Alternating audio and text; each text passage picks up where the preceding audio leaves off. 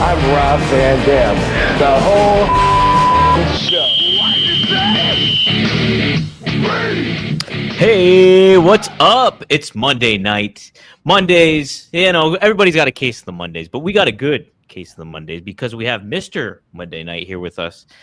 It's oh my god, Van Dam, I love working Mondays. What's your name again? Who is this? That was a Mr. Monday Night. Hmm. Fonzie Daddy. It was supposed to be Fonzie, but I guess I haven't been around in a long time because that sucked. That wasn't too bad. I knew who you were doing. That but felt kind of well, yeah.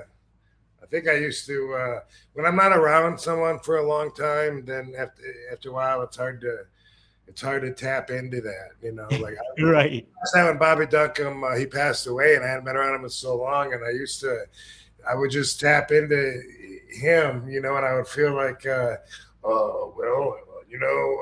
I'm from Texas, and I could just like feel his vibe, and then after a while, I was like, it's kind of sad, like, wait, what did he sound like? Like I have to hear some VHS tapes, but yeah, I used to be able to do a Jesse Ventura, and then I was trying to imitate him because he was there the other day, and I was trying to make jokes. Couldn't come anywhere near his voice, and really? But then again, at one time I could do Mickey Mouse, and I can't fucking come anywhere near that now.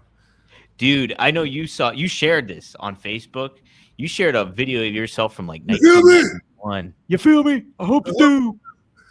What about Facebook?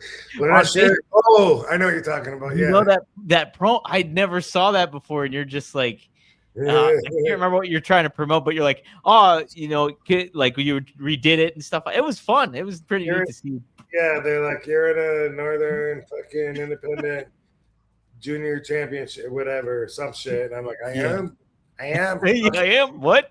Scotty Riggs. And I didn't even have the Scotty Riggs. I'm gonna hit you with the Van Terminator voice. Yeah. No. That was when I could do Mickey Mouse. My voice has gotten a little bit rougher over the years. Oh boy.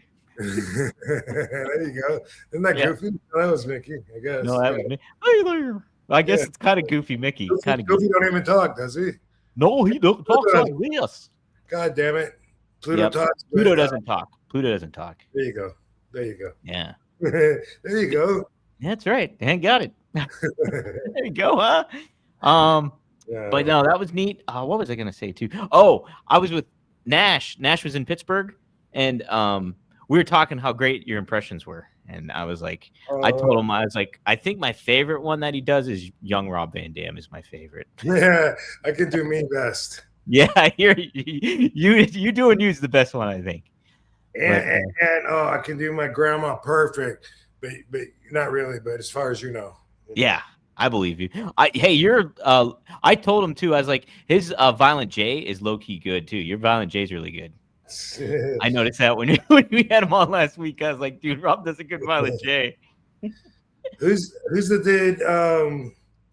Funny dude, the wrestler. He's on Rene Dupree's show a lot, and he does a lot of the impressions. Jason Sensation. Yeah, that's what I was thinking. Yeah, Jason Sensation. He's pretty entertaining to hear. I don't think he made his career off doing that. Some people from imitating The Rock and Stone Cold, and then they're like, hey, can you pay me to do the exact same thing they're doing? But he's funny, and I just when I'm telling stories, sometimes I get into the story and I'm just thinking of remembering the facts and the way they articulated it. Yeah, that's right. Would you say? Oh, Joe, yeah.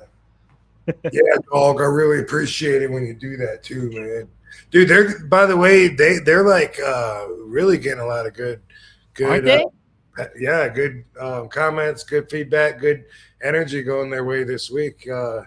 And maybe it's been for a while. I don't know. We just kind of tuned into it though, and it's really, really cool to see. I was doing an interview earlier for some places in the UK, and they asked what promotion I thought was the most underrated, and I said, it's got to be JCW. Those guys, people they're starting to talk about them, but I feel like, they're going to keep talking and they're growing. And it was a year ago that I pointed out they had this crazy schedule. Like who's doing that? What promotions can say, here's what we're doing in December and lay out 15 to 20 dates, it's crazy.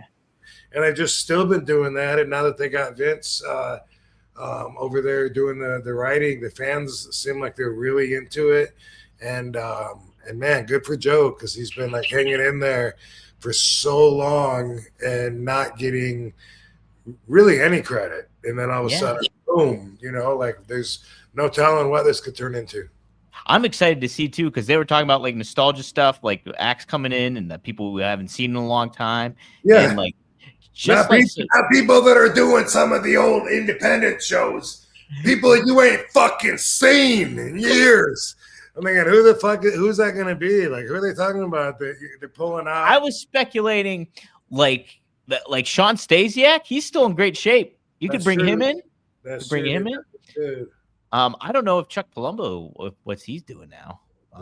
He'd be another one. Above average, Mike Sanders potentially. Remember him?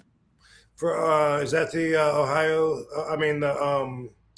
I'm thinking of someone else. I think because I'm thinking of the promoter from Louisville. Oh, okay. Yeah, no, I don't even remember where. Samples, I think. Oh, Mike Samples. Okay. Yeah, I don't remember where Mike Sanders was from. But okay. It's gonna be interesting to see who they bring in. I guess I was trying to think of like older generation, like people that that were doing it when I was young, watching it as a fan. I don't know why, but that's where my head went, and I'm like, too bad. You can get Barry Horowitz. We see him at conventions sometimes, but I don't think he's wrestling anywhere. But what's his ass from Oregon? Billy Jack Haynes. He's in jail. Oh yeah, he's not going to be there. Abdullah the Butcher. We don't see him booked at too many wrestling shows. No, Abby. He just had some surgery or something, I think. Yeah. Yeah, and Katie sent me something. Thank God it was a false rumor that said R.I.P. Abby, and we were like, no, and it was just like it was a bummer for a while, and then I never heard of it from anyone else. No one was messaging me or anything, and I looked into it. And it ended up being bullshit. Thank goodness. He's having some big party January 10th that a lot of wrestlers are coming to. I guess it's his birthday celebration, I think. But anyway, I'll be in Tampa that night, so I won't be there, or else I would be there to support Abby. He's been there the whole time since my very first match, and then my first several after that. He was on those cards. Really? Yeah. Was he a pretty intimidating presence? Because I hear like interacting with him, he's a nice guy, but I also heard like he can freak the shit out of people. I remember Conan saying he was afraid of him as a kid and stuff like that. Yeah. Well, you're gonna remember this story, I think, once it starts to sound familiar. But in my first actual match, it was in Toledo, Ohio, at the Speedway. And we were sitting in chairs outside getting some sun. It was supposed to be raining. The show got rained out, so they moved it inside. But then it was kind of nice out, so it wasn't raining anyway. And Sheik told Abdullah the Butcher that me and Dango were martial artists.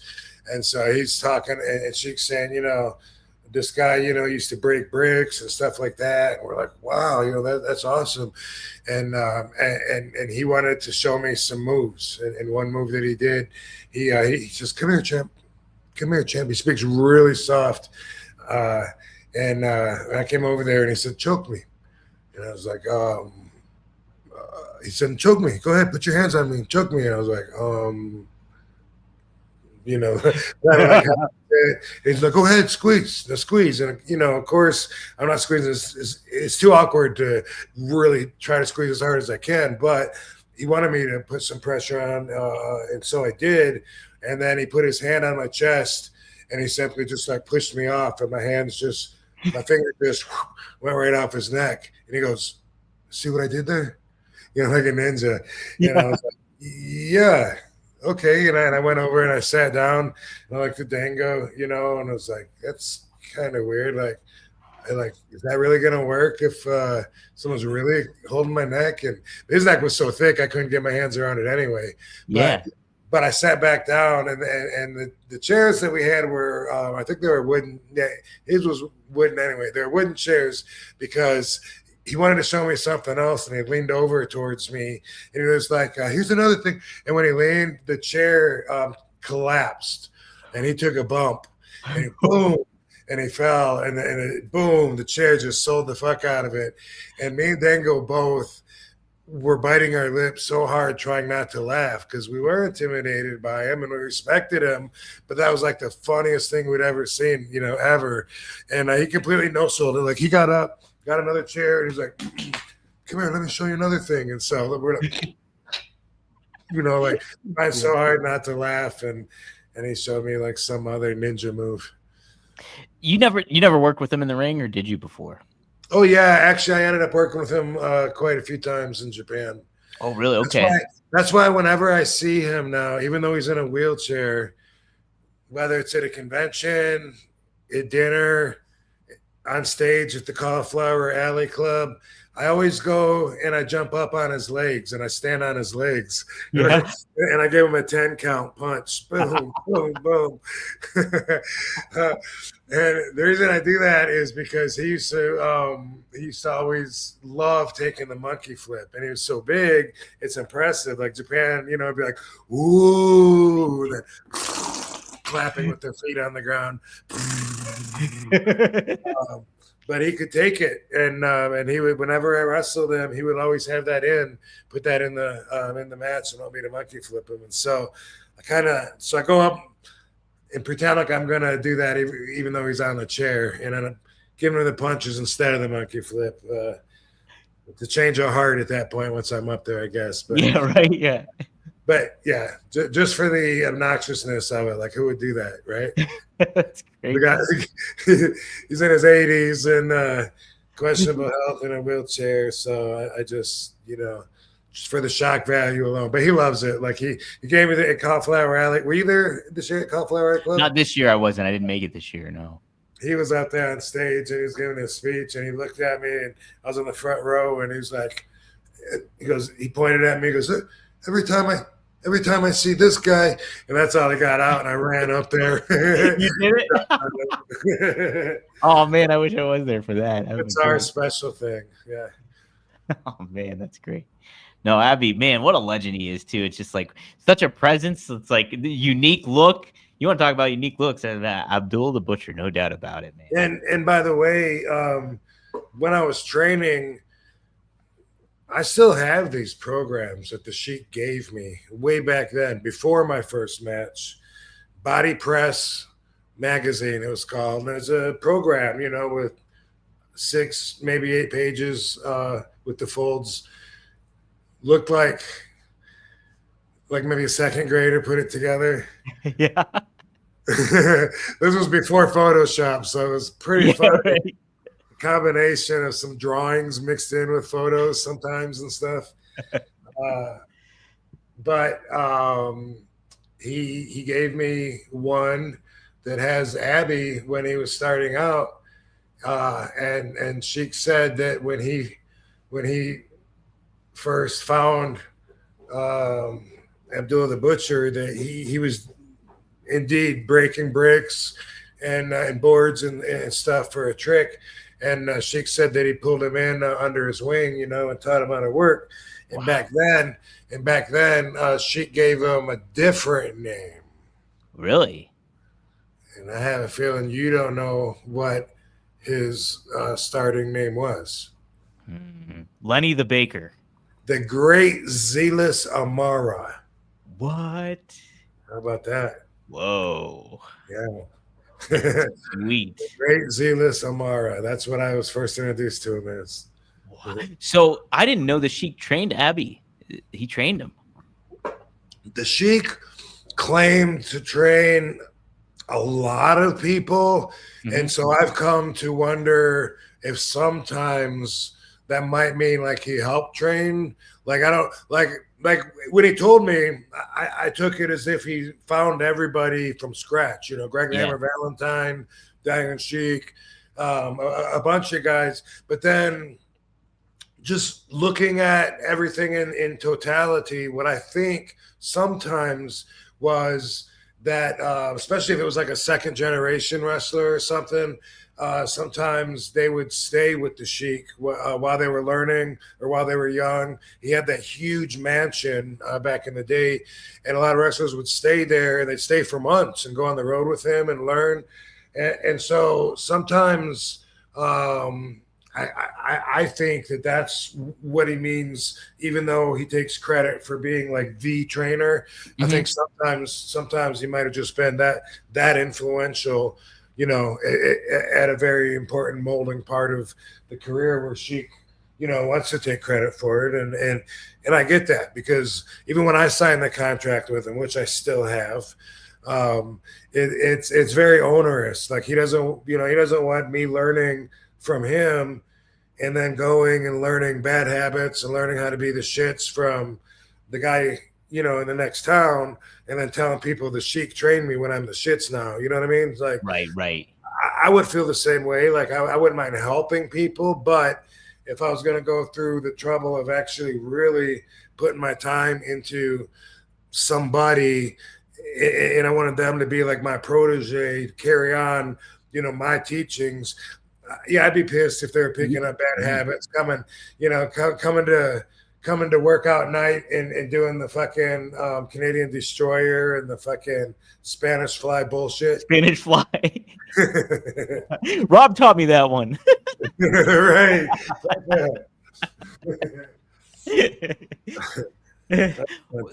Did Sheik?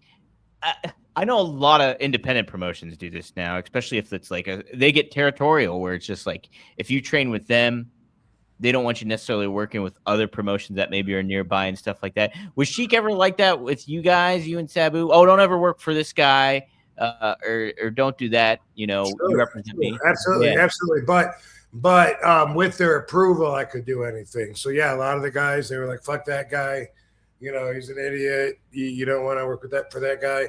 And then other ones, they would approve of, like Eddy Mansfield down in Florida. He had serious heat because he had been blackballed, and you probably know the story. Right. Yeah. If some of you fans don't know, this might jog a memory, because you might have seen this on 2020 and not remember, but the episode where John Stossel got smacked by David Schultz, same episode, Eddy Mansfield is there, and he cuts himself, and he's at this time in his career, he's been ousted from the NWA, I believe it was. I think you're right.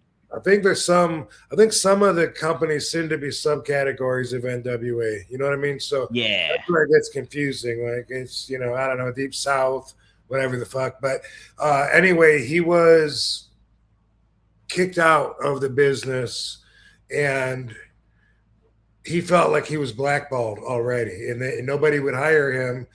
And he thought that like they all got together, which they did. There was back then a presiding government over all of the territories, and that was NWA. So yeah, they were all subcategories. And the more I think about it, So anyway, he said that they all decided that he wasn't going to work for them anymore. I don't remember what the original heat was about. I don't. I'm going to have to ask him, but the results of that were that he now was out of a job. He felt like he wasn't going to wrestle anymore, and he said fuck it, and he went on 2020, and he broke kayfabe, and he got a lot of heat for it. Now everybody does it every week, but back then it was still kayfabe. It was still the number one rule, was protect the business always. That's the rule that I got taught, and that for my whole career was what I abided by. It had that in mind, whether it's setting up spots, whether it's conversations. Although now, I'm a little more flexible with conversations, obviously, because times have changed. But anyway,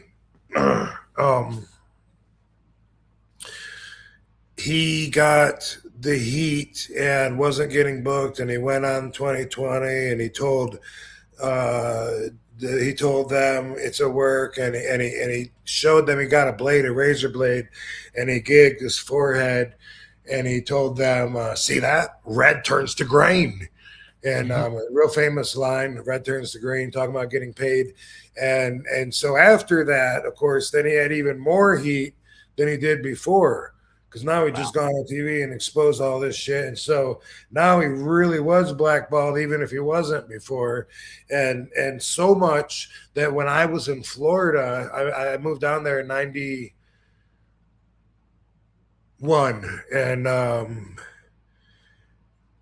And at the time when I was down there, he started running shows, or maybe he'd already been doing it, I guess, before I got there, at Universal Studios in Orlando. He was the first to do that. WCW ended up coming later, doing it there, and then going to MGM and TNA. We did the same soundstage that I'd done. That was a full circle moment for me in 2010, coming to TNA and working at the same soundstage at Universal Studios that I used to work at way back in 91. Isn't that crazy? That is crazy. Wow, that is crazy, man. Yeah. So 91 so that's over almost 20 years, right? 19 years? No, longer than that, right? I don't know. Let's not do the math. But yeah, I'm horrible at math. But so anyway, I was wrestling at the Sportatorium in Tampa every Thursday for a whopping $35. Whoa. And helping set up the bleachers and shit too sometimes. But and then there was another guy that had a coin collection business, and he ran shows like once every couple of months, and he paid $50. And then at that point in my career, what I was taught by Sabu and the Sheik was just get as much ring time as you can. Don't worry what they call you. Don't worry what they're going to do with you. You're in it for yourself to learn, and just you need experience and ring time. So go to as many shows as you can, network at those shows, meet other people that are there that book their own shows. And so that's what I was doing during that time. And then Eddy Mansfield, he was running, I guess a little less than once a month. And he had TV. That was a big step up. Yeah. Now, I had done TV already at this point. I just turned 21. And I'd done TV for South Atlantic. That's when the picture of me with the tag team belt in front of the Piggly Wiggly, I think it is. Yeah. And so that was TV, South Atlantic Pro Wrestling. And before that, I was on USWA in Memphis, Tennessee, which we've seen that. That was pre-RVD. That was young Rob Zukowski. But at this point in Florida, nobody was doing TV down there. I was making trips back and forth actually to Charlotte during this time to do their TV. Eddy Mansfield has TV. He's also getting the wrestlers booked for TV shows. How cool is that, right? Sweet, yeah. Man. Some of the guys were getting booked for shows that they filmed on there, like Superboy and Swamp Thing, and some of these Universal productions. And I totally wanted in on that. And everyone that was at the Sportatorium in Tampa said, "Bro, if you work for Eddy, you'll get blackballed. No one will book you again." And I was like, "Fuck, man, what that? Damn!" And I called Sheik, and I told him the whole situation. I laid it out there.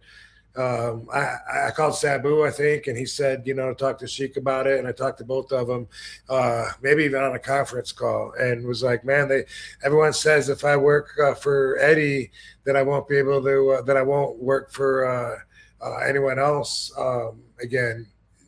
He said, I'll make it real easy for you. Fuck everyone else. Sheik said that? That was Sheik said?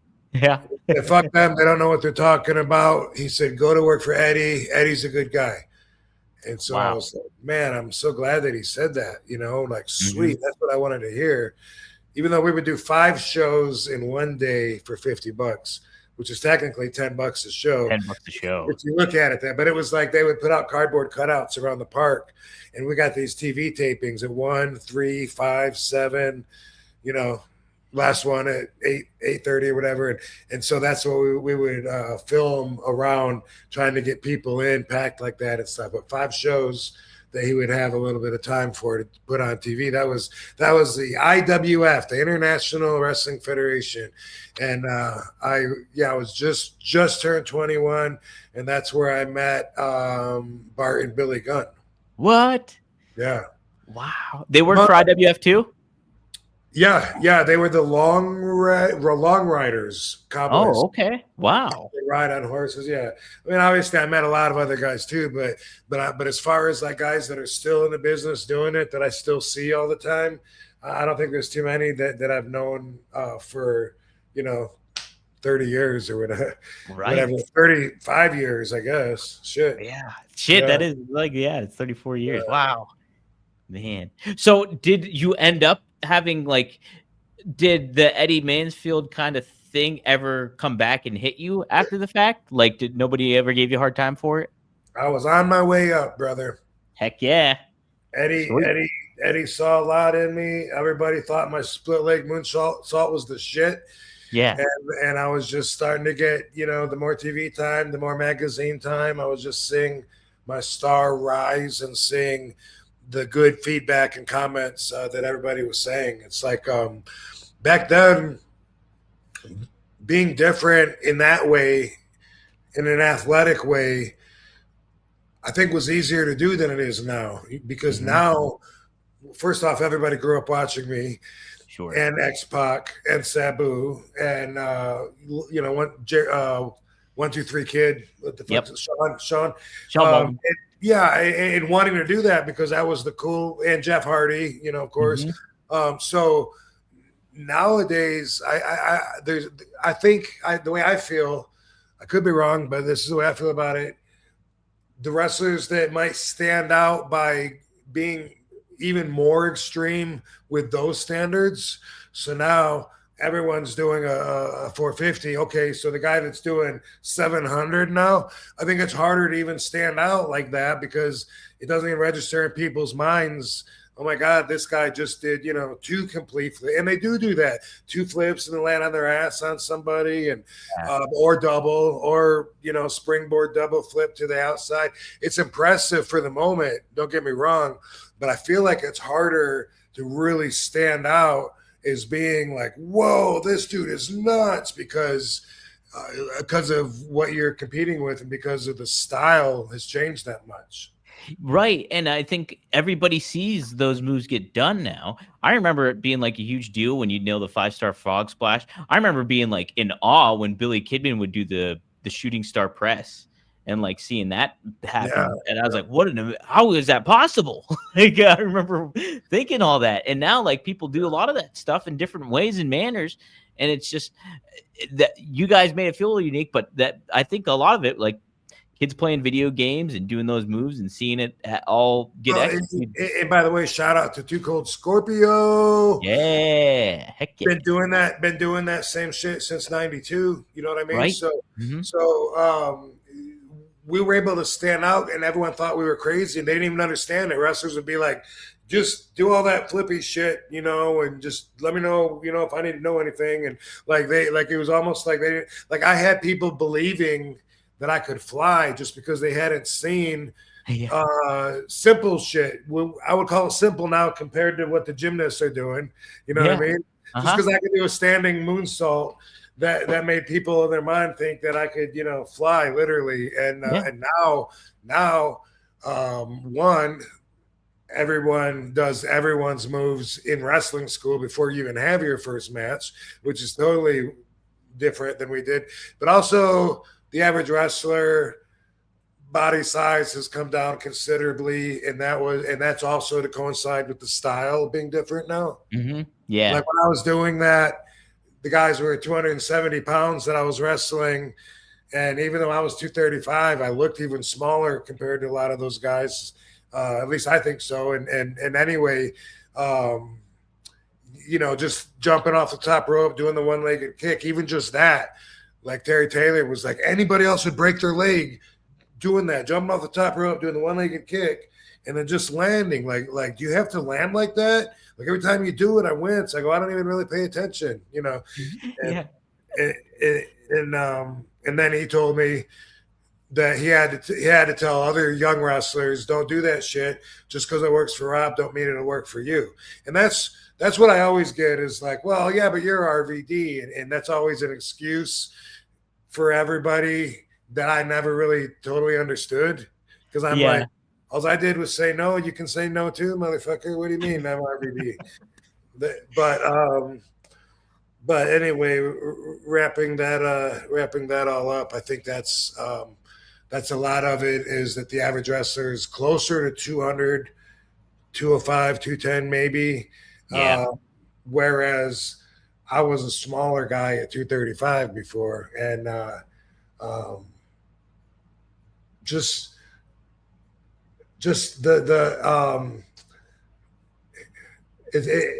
is a lot more to it than just doing physical moves. There's a lot of, I always talk about the mindset and how different my mindset was than theirs and how I can tell. I think that would still come across me wrestling today, and people would still notice that difference, you know, even if they're not seeing me do moves but although there is still a few moves that no one else has taken yet too.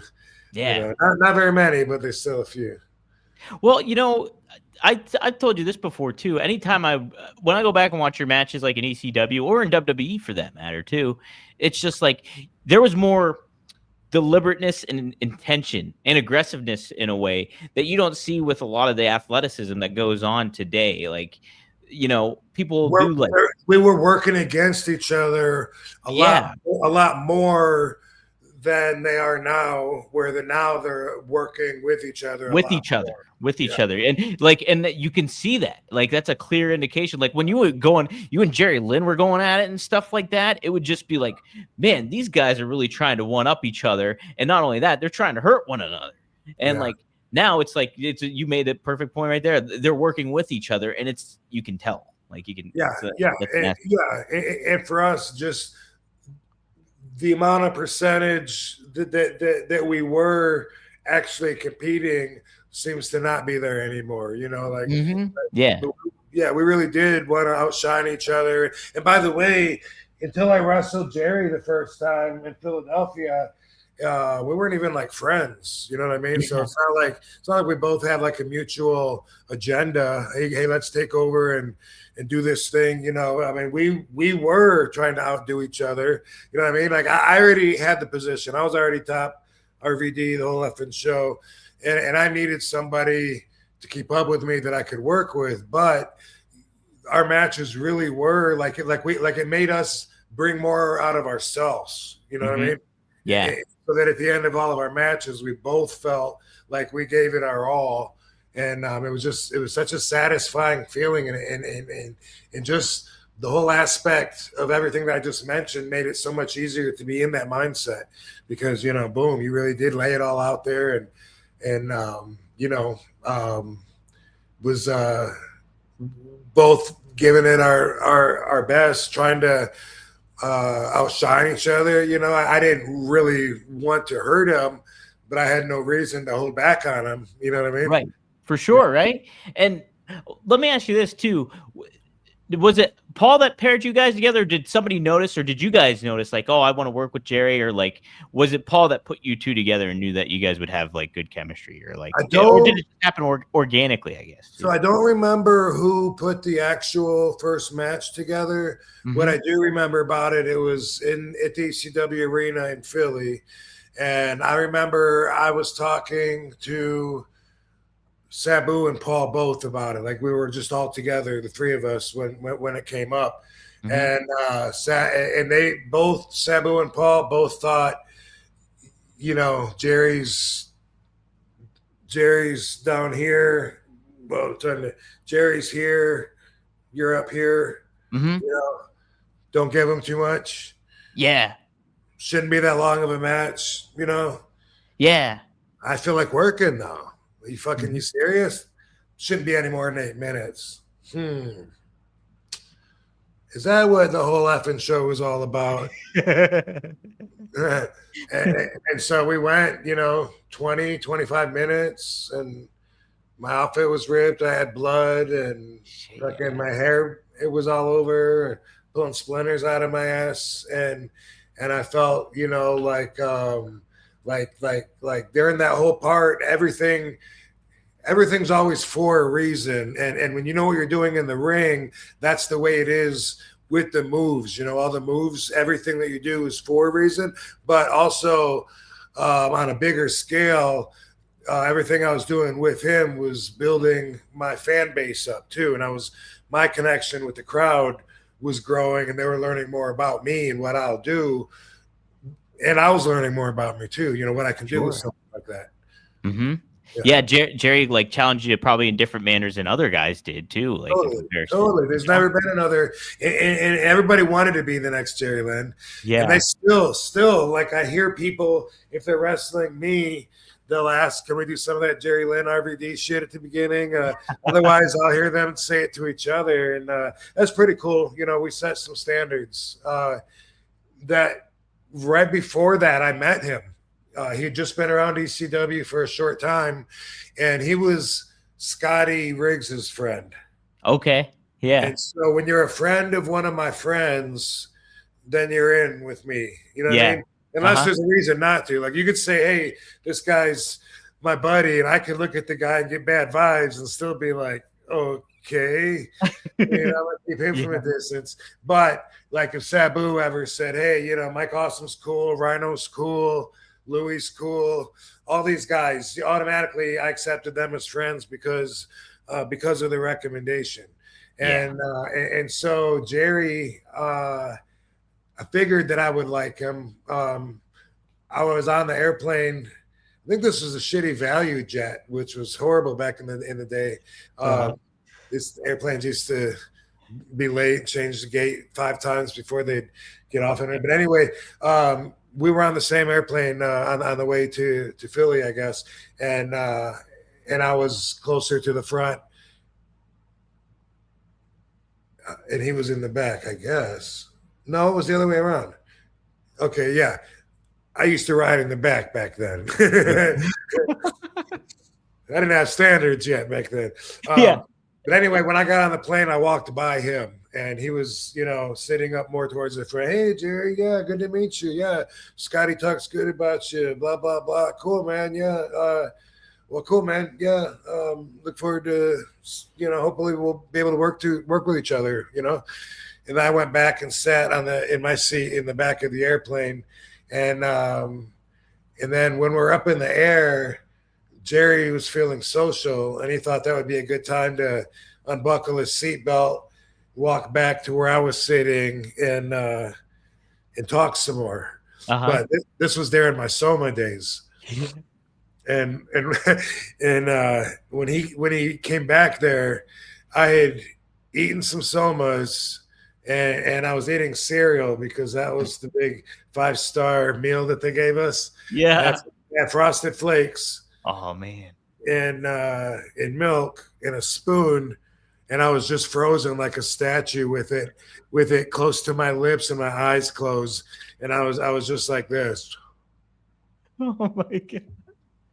Like, anybody that knows people that use a lot of Somas know exactly what the fuck I'm talking about. And I've seen Sabu 100 times like that, Yeah. And myself. First time I took kratom, that did that to me too, because I took way too much on purpose, but Sabu told me to take 3 ounces, and he meant 3 grams. And so it was a whole coffee cup full of just the powder. I did everything I could to get it down to try it. And oh my God, I would not recommend it. No. But I needed Katie's help. And I was trying to eat some chicken noodle soup, and I was falling asleep on the way to my lips. I just kept, and I'd wake up and I'd be like, "Oh, I'm almost there. Fuck, a little further. And then I'd be like, oh, I had it. I can do it this time. Pull it.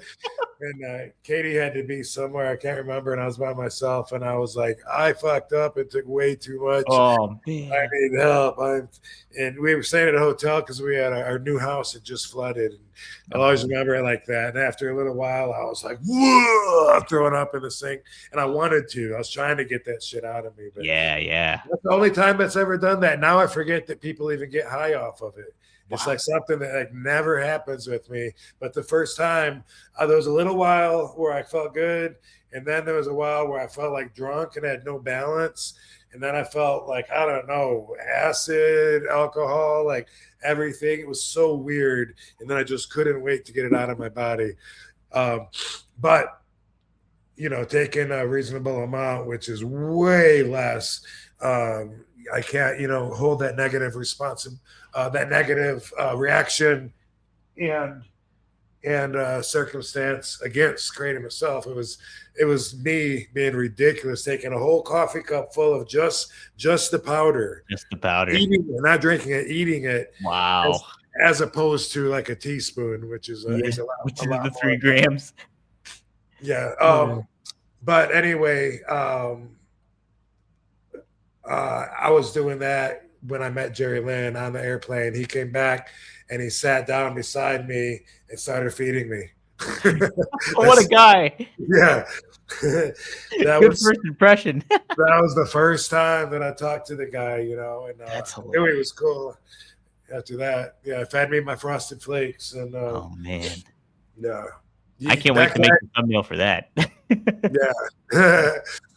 We need animated thumbnails like that's Like my Jim- favorite part. That's the other thing I don't even listen to Cornette's show anymore. I just look at the thumbnails. And that's what I do too. I was like, it's like he used to have the Hanna-Barbera guy that did it, and those look sweet, and then they changed the artist. And I know I know, right? But anyway, anybody that was around the business back then, we all like knew people that we had to take care of during the Soma days. You know, sometimes I was one of them. Oh, man, yeah, craziness, crazy stuff. I carried Sabu to his Winnebago so many times when he was passed out. His wife back then, he told me, she used to get like so mad, you know. But there was no letting up. It was consistency. If nothing else, he was consistent. He was consistent in the intake. Yeah. Let's take some super chats here. We got Paulie. He says happy holidays, Paulie D. Thanks, Paulie. Appreciate it, man. Maddie. Happy holidays, Paulie. Yeah, Maddie. He says, when do you compute? Maybe Sabu meant grams, not Oz. When did you compute? Maybe Sabu meant grams and not ounces. When I talked to him on the phone, yeah. Oh, okay. When I talked to him on the phone, he said, "Oh, no, I didn't mean that." And, yeah, and then it turned out like his whole bag, I think, only had like 2 ounces in it. You know, man. And then so I was like, "Dude, I know. I thought you meant a bag and a half." Like I was stupid too. Like, you know, like I should have known, you know, that, but I was trying something. You never took it before, right? Never took it before, and hearing it's getting guys off of opioids and it's safer, and I was just hearing a lot of good stuff about it, and you know, I wanted to take like a maximum amount, I guess, because I didn't believe in it that much. Because a lot of shit I don't react to when everyone else in the room or in my bubble seems to be like, "Oh my God, that's great," right? And I'm like, where's that emoji with the straight across mouth and the straight eyes? Like, I've seen that before. Like, save your party favors. Don't give them to me. That's the way I am a lot. So I think that's why I was looking at trying to take a maximum dose. I was probably okay. If people are getting off of Vicodin and Percocets and taking this, you know, this must be like really weak. You must have to take a lot of it. I don't know. But anyway, I'm glad that I discovered it though, even though it tastes bad and, you know, but you can get it in different forums and stuff too, if you really want to. So yeah, definitely. So more, I got to talk to you about the Kratom thing too when we get off air real quick too. I forgot about. There's an update I got to give you. Okay, trying to get it accessible for some of you RVD Van Dam fam out there. That Van Dam fam going on. Get asked a lot of questions about my experience with Kratom, and I try to point fingers at where to get it, like what do you call them? Head shops, places usually not where they sell weed, but where they sell CBD and pipes and stuff. And that's going to be your best bet. But we're going to try to have some available, maybe even some RVD stuff. I don't know. There's lots of talks going on. RVD weed is coming back. Not with the same guys that ripped me off, but in fact with somebody much bigger and much better, and we'll have some news to talk about there real soon. Absolutely, heck yeah! So keep your eyes peeled for that, everybody. Jem the Don just wanted to wish you a happy belated birthday and big ups to Kate, you and Katie too. Yes. Thank you for that. Yep, it was. I didn't do anything special for my birthday. Just nothing. I still got to open some cards. like my mom and sister, I got somewhere. But Katie has been in the hospital since a couple of weeks ago, and she's got a few more days. And the date has changed. We had Christmas babies scheduled, and now it's the day after, the 26th. Yeah. Which is that Eric Peterson's birthday? Seems like it, but I don't know. Or is it Dave Parker's? Or neither? I don't know. Anyway, somebody that I knew. But that's the deal with that. She's feeling good and she's doing great.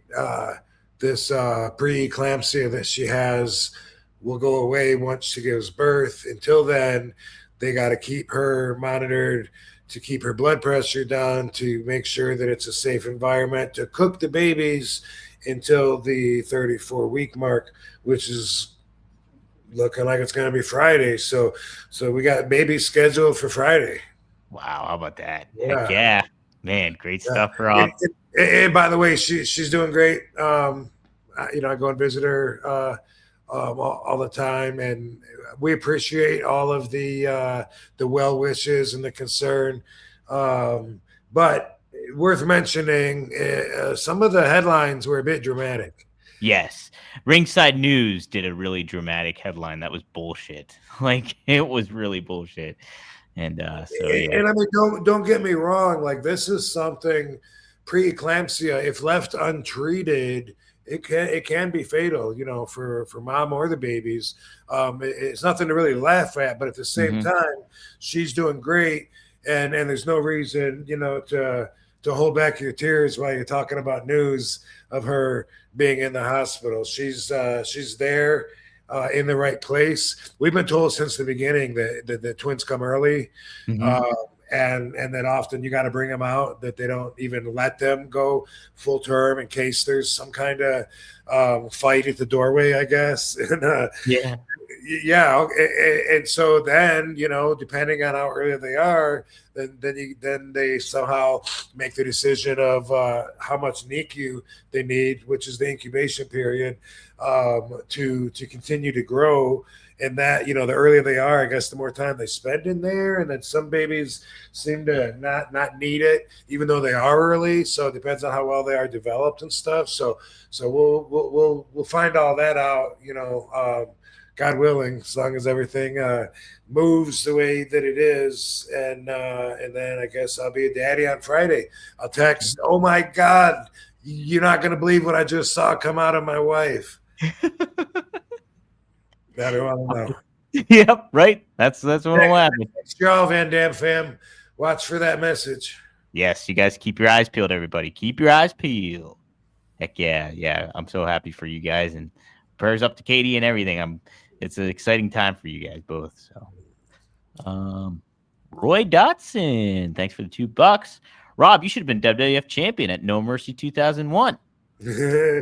Bro, thank you, but that was like almost 25 years ago, so I don't even know, exactly what match that was, but glad I got your support, though.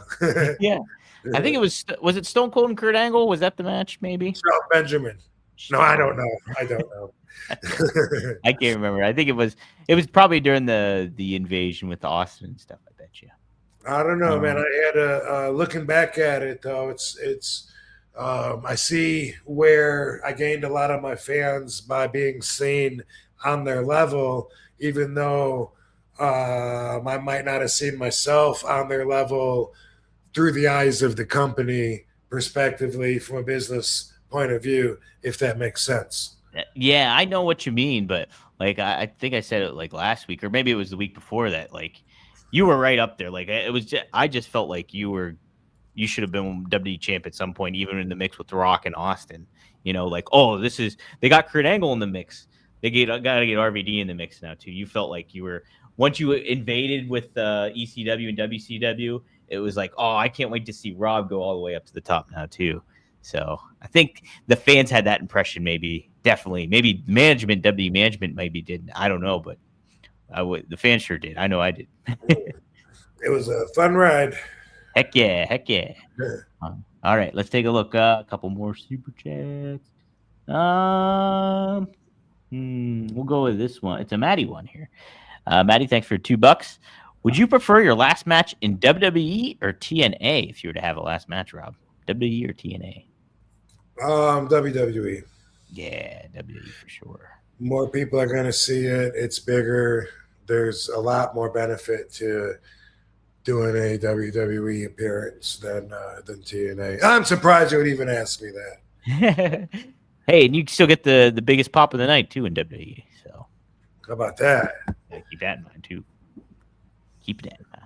If only that equated to the biggest payday. That's right. The pops should equal the payday, huh? Frankie Terrizzo always asks a good question. Thanks for the $5.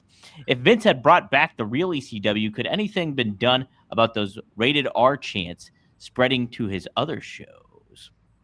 That's a tough thing to do, though, to try to monitor the censorship with all that stuff. The hard, like, swear words, chants you effed up. And the question is, like, since we're working in front of that crowd, would that be a problem that would bleed over into SmackDown and Raw? Probably. I think that's kind of what Frankie's mentioning. If you want to clarify, Frankie, feel free to.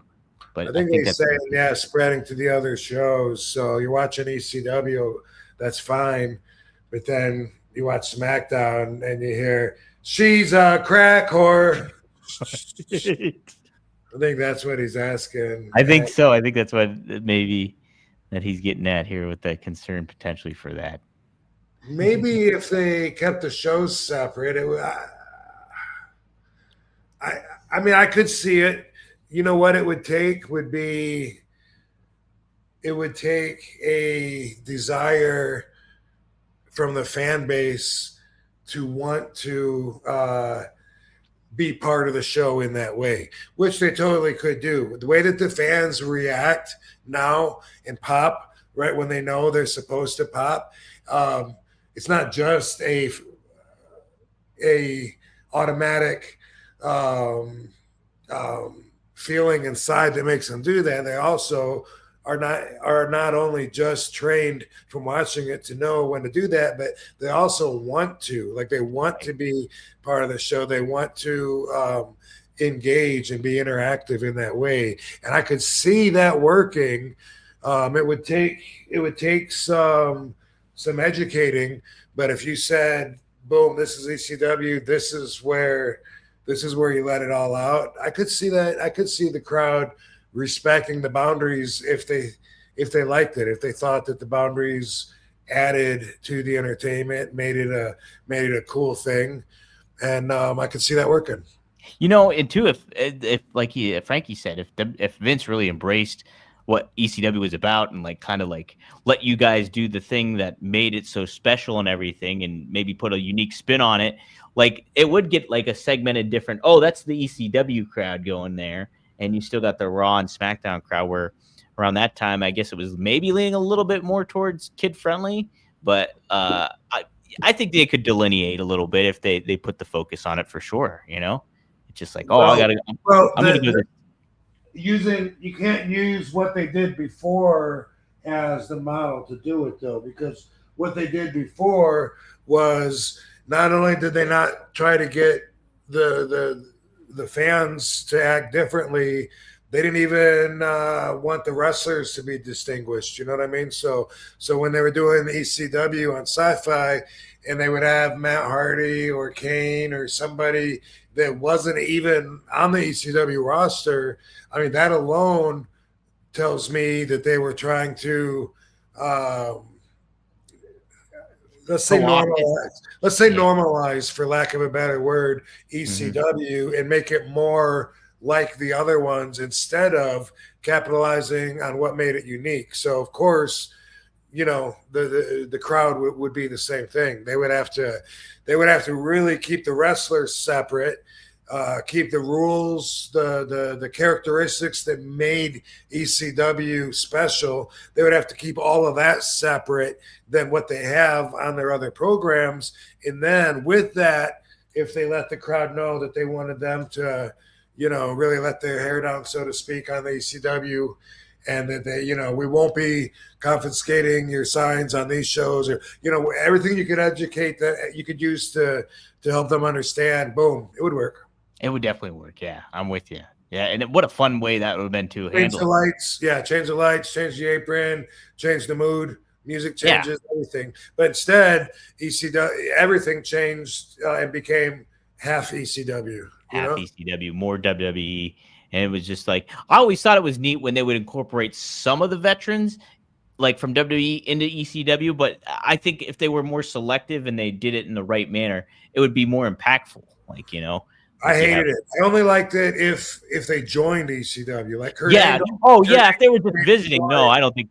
Yeah. And Kurt and Big Show. Then it's like these guys, they are now ECW wrestlers. Now we got to educate the people on that, get them to learn. These are new to the company, not new to wrestling, but they are EC. But they started having, like I mentioned, Matt Hardy and Kane. I think I'm right about both of those.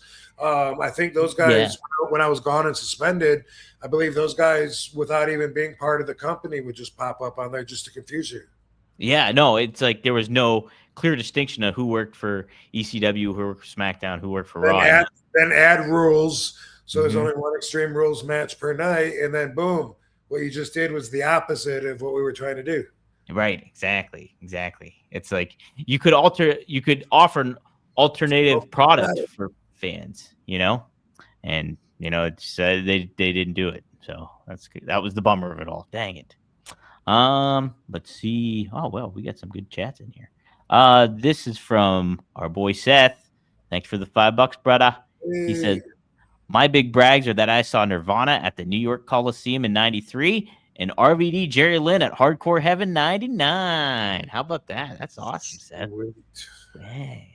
Man, seen music history, seen wrestling history. I don't know for sure, but that might have been in Poughkeepsie when which the memorable moment for me and a lot of fans also is when Jerry knocked himself out on the floor taking the bump from the top rope. Oh my God. I had him crotched, I kicked him, and he was falling to the outside, but his feet got tangled up, and when he went down, he put his hands out to try to break his fall, and his hand actually pushed the mat away. Because normally we wouldn't have mats in ECW. Yeah, right? yeah. It's just a hard floor. But certain states like New York have a stiffer athletic commission, and they require things like you had to have mats. And but his hand actually pushed the mat away so that his forehead could bounce off the cement floor. Oh my God. Yeah. Yep. You're right though, Rob. It was Hardcore Heaven '99 was in Poughkeepsie at the Mid Hudson Civic Center. Sweet. How about that? So there it is, little info. So that's awesome. You were there though, Seth. Good shit. I used to go and smoke in this. It was a dark ass room downstairs where they had like spare bleachers and stuff. They were all like pushed in. But there was only like a wall with a door, and then on the other side is where everybody, a big room where everybody. It was the center of where everybody would gather, and there was little rooms around there that would change. But I would always smoke just like 20 feet away on the other side of the door, and Dreamer would always, come after me, and be like, bro, your smoke is coming like straight in and smoking up the entire dressing room. And I'd be like, dude, I know, man, they should make a better smoking area. They should gotta find a better smoking area for me. What the hell? Fellas, you already know what time it is. It's time to level up, and Blue Chew just dropped something crazy. I'm talking next level championship belt gold-plated energy. Blue Chew Gold is the newest innovation from the #1 chewable ED brand. This ain't your grandpa's little blue pill. This is 4-in-1 beast that's setting the gold standard for performance. We're talking 2 ingredients from blood flow to keep that rocket pumping, mixed with apomorphine and oxytocin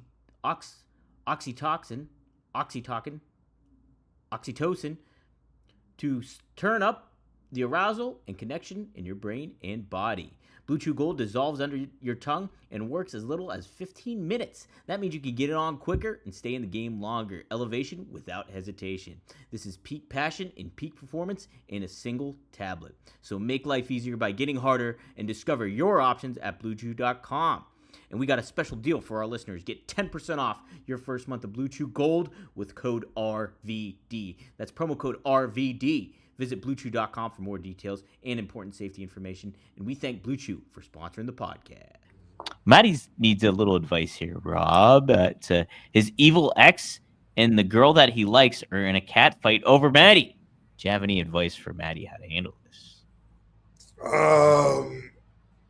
Yeah, I mean, get rid of the evil ex.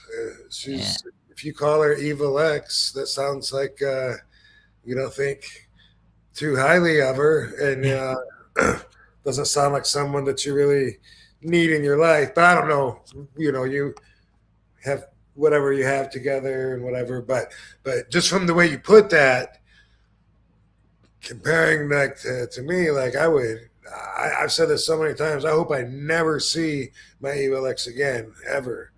Ever. That would just be great for me. That would be too soon. And you said you like this other girl, so take her side, have her back. Unless your evil ex is always going to be around no matter what, because of your kids or because of property or whatever, and she's going to make your life miserable by you taking and backing the girl you like. But if it's not just a girl you want to bang, and there's something, and you legitimately, which one do you like better? If you legitimately feel like this girl is better in your life, boom, you just answered your own question. There it is, Maddie, right? Yeah. If you can, just kind of cut that evil ex out as much as you can, and put your focus on the girl you like. And it's gonna be a bitch anyway. At least let her bitch because you got laid by a hottie. That's it. That's it. Maddie also adds, and of course, by the way, my first move would be to try to set up a threesome.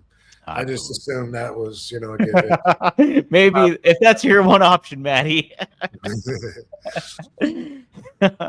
He says, Spark one for RVD, Austin, and Trish. Happy B-Day to the whole effing show. Heck yeah. Yeah. Quite the rest of his birthday. Quite the rest of his birthday, December 18th. Actually, when I was a young and was a shitty boyfriend, before I learned, about growing and being a better person. Like when I was young in this business, obviously it's a crazy business to be young, and depending on who you listen to, you could go down a lot of different paths, But the main goal back then was to try to find like a sugar mama, because you weren't getting paid much when you're starting out wrestling. Try to find an older lady that could help support you, feed you. You know what I mean? Like that's gold. Like in the Memphis days, that was like a goals. You know what I mean? That's it. And looking at it now, I see what a shitty person I was using some people, and just like how much of a scumbag I would feel like if I ever was as dishonest as I used to be to somebody that was actually like so close to me, and just like a lot of things that, you know, people like dudes don't care about. Like when they're young, they think, you know, that being a player and juggling a bunch of girls and all that it's something they want to do. But the thing about it is the deceit, the dishonesty, the lying, the abuse of trust. And that's something that at this age and experience, I would just never do. I don't want to abuse somebody's trust, not anyone that, you know, that cares about me. But anyway, I do remember one time, the older girl that I was seeing for a while when I was in Savannah. I came home from being on the road somewhere. Must have been I don't know, but anyway, came home on a flight, and my then girlfriend was there at the gate, and she wasn't supposed to be. I drove there. She didn't drop me off. You know what I mean? Wow. So I'm like, what the fuck? You know, it's like, hey, you know, you want to come and have a drink with me? And she took me into the bar, and there was this other girl that I had cheated on her with. Wow. And so, like, they were both, you know, like there to roast me and put me on the spot. Whoa. Of course, I was just like, is there any chance we can have a threesome? You know?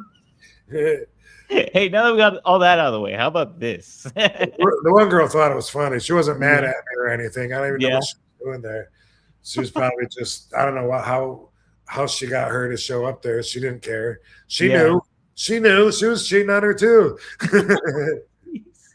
But yeah, but you know, like back then in that bubble that I was living in, like that seemed like, wow, like I'm living up to the standards of my role models. This is cool, what I should be doing. And I feel like more like a man. And now, you know, like I just value such different, you know, principles in life. And honesty means so much more. And just, you know, being, well, I guess that's the best way to put it. Honesty really means, like, that's one of my most important favorite qualities that I respect. And it's one that other people won't believe how much, but that's okay. They're just not going to believe it. You know, they're gonna be like, yeah, right. You know, he's lying when he says, I'm not lying. And yeah, you know, like whatever. But yeah, I just, you want, when you're at certain points in life, you know, maybe you should be doing that when you're young. Maybe, you know, I don't know, you know, but I'm glad I don't have sons. I got daughters. Yeah, right. Yeah, that's just will be off you then. I don't know. I mean, you want to live the rock and roll lifestyle at a certain age, but if you actually grow into someone that's actually wholesome, disciplined, someone that, what's the word I'm looking for? Like if you have, I don't know, if you're respect worthy, you know? Yeah. There's a damn word there, but anyway, you got to do what you got to do to respect yourself. Let's end it there. Absolutely. Yes. 100% there. Amen to that. Sam Murray, BIM, thank you for the $5. Yo, Rob, happy holidays. Can you tell a story of Vince McMahon where he was angry? Do you remember a good angry Vince story? Damn it. I don't know that I've ever seen him angry. Oh, really? I don't think so. I don't know. I'm trying to think.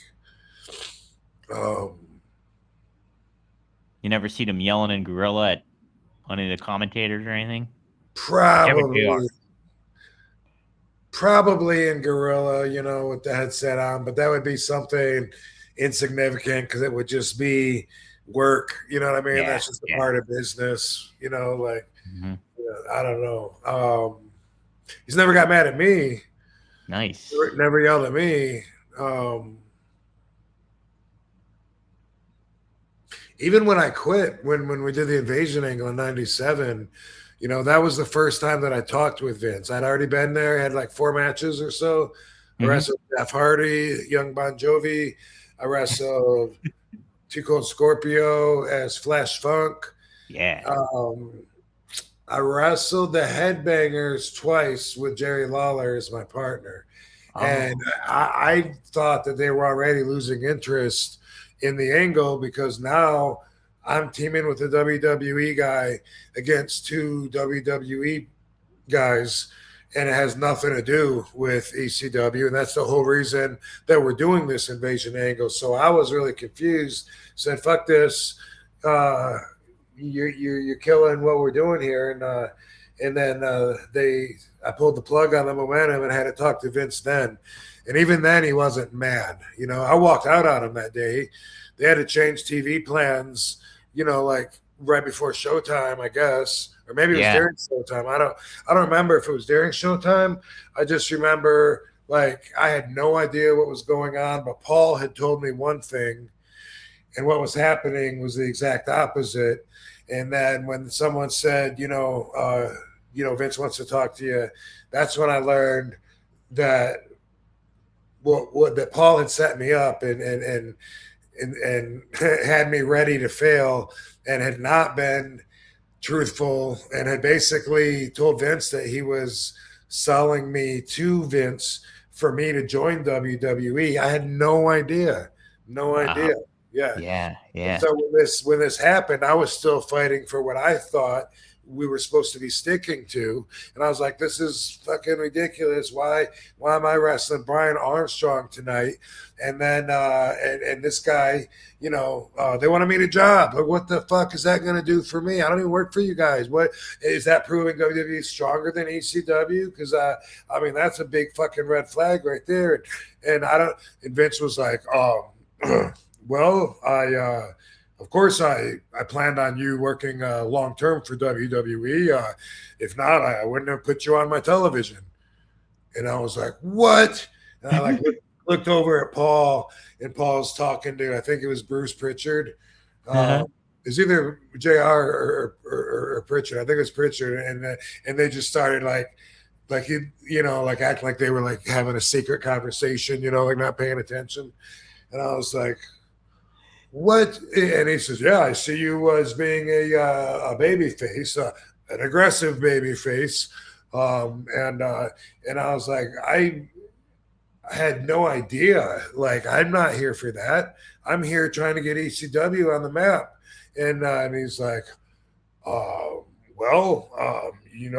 that's I think we did help put ECW on the map, and now we have bigger plans. And I was like, this is the first I'm fucking hearing of this. Like, what the fuck? And I left. And he still wasn't mad though. He didn't yell at me and shit. So I can't say. The only time I've heard him yell is when he's working and he's in character. Yeah. So with Paul, did he set you up to Phil so your value would rise for him in ECW? Basically, do you think? Yes, because he thought that I was leaving ECW. This is 1997. Everyone's jumping ship, going to WCW or WWE. I got the offer from Eric Bischoff to come and sign a 3-year deal with an escalating annual pay increase with WCW, detailed out. And it's boom, it's huge news all over the internet. Everybody knows that I got that offer. And so everyone was 100% sure that I was going to be taking it, because why wouldn't you? It's a lot more money and it's a lot bigger company. It's definitely a big move upwards in your career. But I didn't want to go. I didn't want to go. I wanted ECW to I wanted to really just invest in ECW taking off. I wanted that to be a viable option where all of us could stay and make a living and not have to sell out and go work for one of the other companies. But Paul thought that I was going to leave. And then he had the idea, is there anything? He said, what can I do, if anything, to make you stay? Yeah. And, I already wanted to stay, but he didn't seem to know that. So I had a little bit of negotiating power, And I was like, we can make that happen, Yeah. And we worked out a deal, and then and put me on a contract, guaranteed money, favored nations, which I now understand Dreamer and someone else also had favored nations, which only one person is supposed to have that. That's what it means, but anyway, it just means that if no one can make more money than you, that's what favored nations means. So usually one guy has that because he's the highest paid. But can you legally put everyone at the same pay and then have them do that? That I don't know. I don't think so. But right now I wonder that, in this conversation, maybe that's legit and maybe we all made the same, but I don't think so. I think I was paid more than them. Anyway, what if you tell everybody you're going to be on Monday night and they think you're going to be on WCW, but I get you on Raw? And I'm like, that would be fucking tremendous. But I mean, what are you talking? Why even, what? You can't do that. What are you even talking that for? How are you going to get me on Raw? What the fuck are you talking about? Let's just say Vince owes me a favor or two. But you're being serious right now. Mm-hmm. I'm being serious. So we swerve everybody. They think I'm going to take the offer from Bischoff, and then we surprise them. They don't know, and I show up on Raw, and boom. I think it would be huge. But you stay here. You be on Raw, but representing ECW. You never leave. Wow. That sounds pretty fucking cool, Paul. Yeah. That's the way it happened. And then but Vince was under the impression that you were heading for him, like you were just going to work more for him than. I was leaving. Vince was under the impression that I was leaving ECW. Paul had traded me for God knows what, and I was coming to work for WWE. And as I said, Vince said he never would have put me on his TV if he didn't think that I was staying. Wow, how about that? Because I was thinking while I'm there, how did Paul do this? I'm in ECW beating WWE guys on WWE TV. Yeah, right. I mean, Jeff Hardy, I don't know if people knew. I don't think people knew who he was yet. No, he was an enhancement guy at that night. But Flash Funk, come on. I mean, I'd known him for fucking 5 years since I'd known him way back in WCW. Steve Cold Scorpio, everyone knows that. So I wasn't happy for him that he had to put me over. But at the same time, I was happy for me. And I was wondering, like, wow, they're really building this up for something. And then all of a sudden, I'm going to do a job to Brian Armstrong, who's I don't think ever won a match on TV that I know of. I mean, I could have been wrong, but I think he was also kind of an enhancement guy. This was before D-Generation X. Yeah, before he was Road Dogg. Yeah, it was he was the roadie, I think, or something at the time, probably, or the Jesse James or whatever. I call him a preliminary guy, and it's one of those things that we talked about regret. It's and I said, there's things I torture myself with that I still regret, just saying the wrong thing from when I was 18. That's one of them. During this conversation with Vince, I said, what is this going to do for ECW being on your television and me getting beat by one of your preliminary wrestlers? And he goes, well, first off, Brian, what's his name? Brian James. Armstrong. Yep. Right. Armstrong, yeah. Brian Armstrong is not a preliminary wrestler. And then I realized I don't even know what the fuck that means. Like what? Like I just used the word trying to sound smart. And what a dumbass. Like I thought that preliminary meant that you were, not up there in the mid card, that you were like on the lower card. Yeah. And I really didn't even, but I wasn't sure. I'd never used that word before. I don't know why it came to my mind. But all of a sudden I regretted using that word. Well, he's not a preliminary wrestler, and I just tried to skip past it. Like, oh, did I misuse that word? Like, does that mean starting out? Because I know he's got experience and shit. Yeah. But anyway, that was it, dude. Vince was saying, I thought you were staying here. And I'm like, dude, I'm here to help, ECW get over and get recognized on your TV, which I appreciate. But showing us getting beat by your guys, is there a long-term play? Because that don't sound like that's going to do too much for us, I didn't say it in those exact words, but I was trying to express those feelings, and I left. Yeah. Because Paul, part of having me set up wasn't just telling me that I'm there for ECW. It was also watch your back. They don't want us here. Anytime you smell anything that doesn't sound right, smell right, you say the word, we're out of here. We'll go. That was the support that I had. Yeah. Don't leave your bags unattended. Don't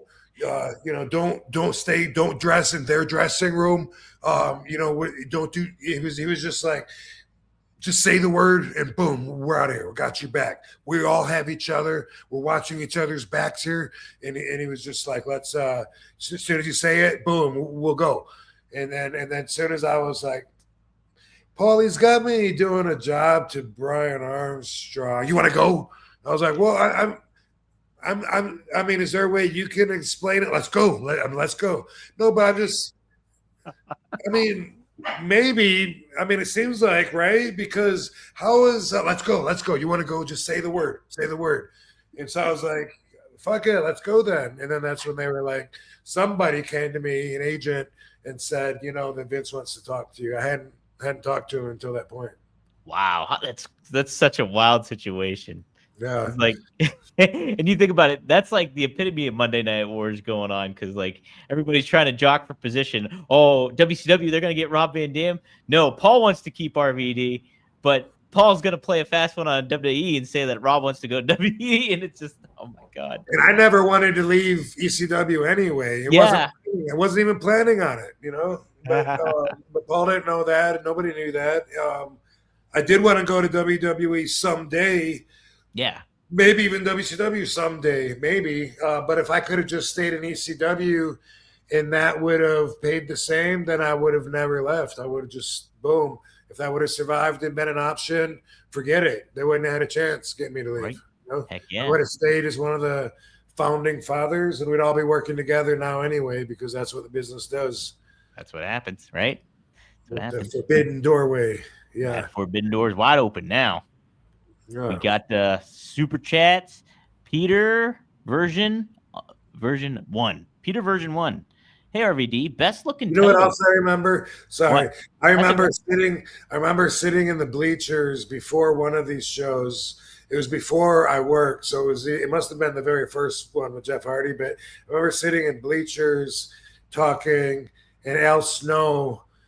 This is where Paul's telling us, watch your back and all this. Al Snow came up to us. He was working for WWE, and he came up and he was like, Paul, save me, please, Paul. I'm going crazy. And Paul came up with Al going postal and carrying the head to the ring. From that moment. Yeah. No shit. Yes. Wow. Yeah. That's awesome. Why not go with it? Go with the frustration. Man, Paul's such a smart dude with that shit. He could just pick it out. Oh. Man, that's awesome. I had no idea about that. I thought you'd like that one too. That's why I had to interrupt you and I put that in. It was just forming in my head. Like I remember it sitting there in the wondering like, wow, what kind of night is this going to be tonight? Right. Man, forming in your head, and then now Godhead. Now Snow Godhead. Peter version 1. Thanks for the $5. Hey, RVD, best looking title. ECW's the Big Eagle, which means the Attitude one, Cena's Spinner Belt, or the Winged Eagle, or my favorite, $1 Million Belt. I think I know what your favorite belt is, though, Rob. Yeah, I'm gonna go with the ECW Winged Eagle traditional one. Yeah. TV belt. Because I get excited when I see it. You know, the replica belt that they replaced the look with, obviously it stood for the same status in the business, but it doesn't excite me the way that the old one does. Like the old one I felt like was mine because I retired it, kept it, because I made it mean something, you know. Yeah. And then just like when I see that, like someone had a ring, a collector's ring of that belt, and I saw it and I wanted to buy it real bad, but I think he pulled a switcheroo on me because we ended up like a year later or something getting with him and buying it. But then when I looked at it, it's the replica, the Jmar version. Oh, really? Yeah. Didn't notice it until later in the day, and I was like, oh fuck, maybe it's still out there somewhere. But I don't think it was mass produced. No, I never seen anything like that before. That's awesome though. Jeez, that would have been nice to have that ring though. Lady Niece brought it to a signing, and I was like, dude, I feel like that's supposed to be mine. Like, that's my belt. That's so cool. And then we got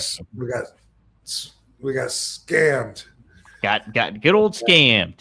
Maybe it was a mistake. Maybe he thought we wanted that one because it was like maybe that. Yeah, maybe that he was thinking that's the one you liked or something. Maybe. Lady Nisa, she's a member of RVD TV for 6 months already. Congrats on the Christmas twins. Oh, thank you very much. Yes, good luck sleeping. Yeah, that's the number one comment everybody says. You know, get all the sleep in you can before the babies come, and get used to not sleeping. And that's going to be a major change in both of our lives. Like, yeah, for sure. If we sleep 8 hours, we're still foggy all day. That's not enough. You know, that's not enough. I know that is going to be the huge adjustment for you guys for sure. Yeah, like, man. Oh, yep. No doubt about that. I had to get up at 9 today because I had to do these interviews for the UK. What time did I go to bed though? Oh man. Yeah, I don't know. I think it was like 10. So I probably still got like 11 hours or something. You still got a decent amount then in, right? That's what we do. Yeah, we sleep a lot. And now she's in the hospital. She's trying to sleep, but then someone walks in her room and turns the light on every few minutes to, you know, test her blood pressure or pulse or talk to her about something. You know how it is. Yeah. Keeping the tabs on there. You guys will get used to it eventually too, but I'm looking forward to her coming home though. Like we totally didn't expect her to not be able to come home when we went there, you know. So. Yeah. I'm sure that was a little unexpected for sure. We're looking at like 5 more: Monday, Tuesday, Wednesday, Thursday. Holy shit. Only 4 more nights, including tonight. Wow. Yeah, right? How about that? What a week. What a week. Insane. But I still feel like I believe it when I see it. That's just my default mode. I don't know, whatever you call it. No, it's an exciting time for sure.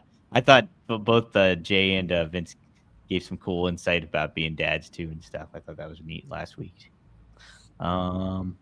Seth, thanks for the $5. He says you don't want to go job to a 20-year-old on AEW for your last match.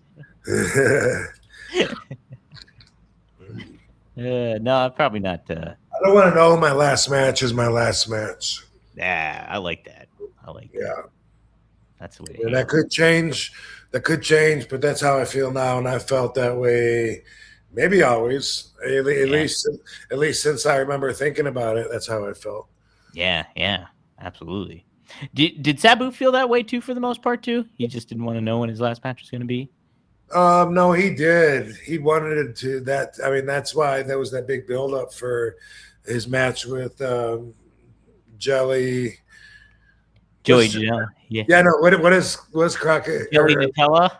I think that's what Nutella. What calls him. Nutella. Jelly Nutella. Jelly Nutella. Yeah. But anyway, yeah, I mean, that's what that whole match was about. Was he was like, I'm going to have one more match, and it's going to be it. And even before that, he already felt like he was done. You know, when I wrestled for Noah, they were trying to get me to talk Sabu into coming over and tagging and just standing on the apron. And he was just like, no, you know, I'm not done. I can't, you know. I was like, come on, dude. I mean, it'll be good money. You don't have to. It was like, nah, I'm done. And so, you know, he said he didn't think that he'd be able to handle the flight because he'd be uncomfortable.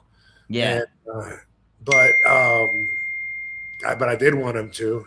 And then, you know, that whole idea for a year before that match with Joey, he was saying, you know, in the whole documentary, that's what it was going to be about. It was going to be about him training to have just this one last match. And as soon as he had it, then all of a sudden he felt like I got more in me, you know. Yeah. Maybe I'll make it a retirement tour and I'll do boom, boom, boom. But even having that idea projects the thought of wanting to have the last match and know that it's the last match. No, I get what you mean. Yeah. Yeah. Even though you keep extending that feeling, you're not saying I want to leave the door open. Yeah, because I was thinking maybe he had the mindset after he had the match with Joe. Oh, I'm just gonna still keep kind of going, and like when it happens, I'm done. He's always talking about I'll do a tour of closed doors. Yeah. I'm closing the door. I'm closing the door. Closing the door. Basically, that's the way I see it. Yeah, absolutely right. You might not know this question, but Triple E asks this. So, any Robert Karplis stories, and has RVD seen me act, Dom act? Yeah, I don't think I've sent you anything of me acting before. Number one. So no, I don't. You haven't. I haven't seen that. Yeah, I don't have. I guess I have a short film I could kind of show you. I was a lawyer in a short superhero villain movie, which was kind of fun to do for a student film. That was like 10 years ago in Philly. I did that. Whip it out or it doesn't exist. That's true, right? Don't exist. Show it to us or you're lying. That's it. All right. I guess I'll have to send it out. I'll send it. How would I have Robert Carpelli's stories? Who's that? So Robert Karplis is my co-host. I do for Rumor and Innuendo. He used to write for WWE back in 2005 when you were there, actually. And so I think he's definitely interacted with you before, but it's been over like 20 years since you guys probably suit and tie. They're all the same. right. There's the wrestlers, and then there's these suits and ties that run around barking orders that were sent down the food chain to them. Yep, right. That was the mentality back then. But at some point you guys will cross paths. Maybe we'll see. Here we go. Pat Raymundo. Thanks for the Canadian $2. What city had the best weed in the 90s? You know,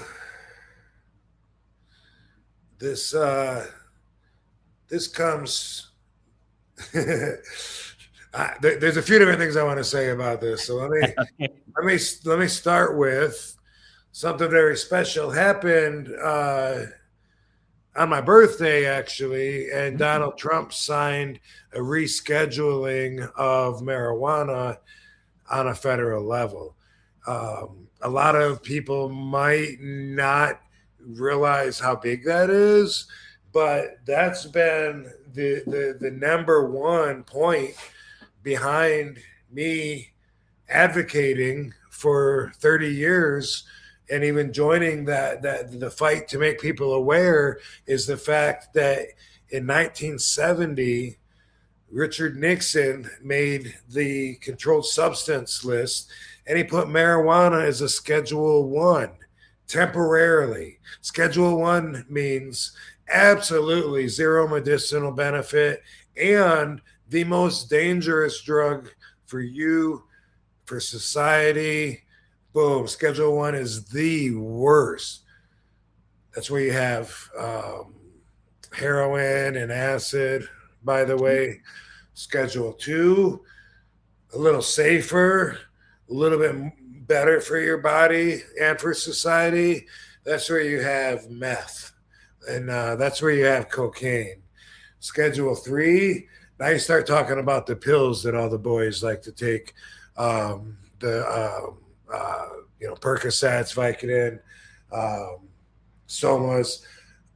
What they've done is, first off, by making marijuana a Schedule 1, when Richard Nixon did that, he said temporarily, while he made the entire list, marijuana, we're going to move it when this study comes in. I sent for these fucking idiots to, boom, come back with a study. They come back with the study, and he threw it in the trash because it didn't go with his agenda. And it said marijuana is safe, it's not addictive, it doesn't lead to other drugs, everything, just like Mayor LaGuardia did back in the 40s. Anyway, boom, throws it in the trash. And so since 1970, even though we have over 40 states that have medical programs with cannabis and they sell it for the purpose of helping people that get the benefits from it, even though the federal law, which is the stronger countrywide rules, has still insisted my entire lifetime,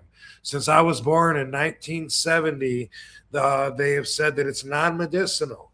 While they created and sold a pill that's 100% THC called Marinol, and have given that to patients, AIDS patients, cancer patients that are wasting away for decades. I think that was in the 80s that they created that. They still say it's non-medicinal. And so what they've done by doing that, they've made it illegal to study the plant. So that's why we didn't even know about CBD and all these other cannabinoids, all these other benefits until recently, when it got quasi-legal state by state. And then people with enough balls to go against the federal government started studying it and experimenting and utilizing the different properties of it. So now, for the first time in 55 years, they're saying, okay, cannabis is also medicine. So just by saying that, now we're going to be looking at it, studying it on such a bigger level. You're going to find there's over 100 different unique properties to the plant called cannabinoids, and you can separate them, and you can get so many different desired effects. And this is why they wanted marijuana prohibited. It could replace 80% of pharmaceuticals. We're going to find that out. Wow. It could also replace a bunch of multi-level conglomerate worldwide big companies, and that's in material. That's when it comes to the hemp, and that's when it comes to being able to use it to replace plastics and be able to place vinyls, and you can eat it. You can use it for paint, for clothes, but also for anything. You can build a car out of hemp and use hemp seed oil as fuel. Boom. Henry Ford did that in the 40s. Holy shit. I didn't know that.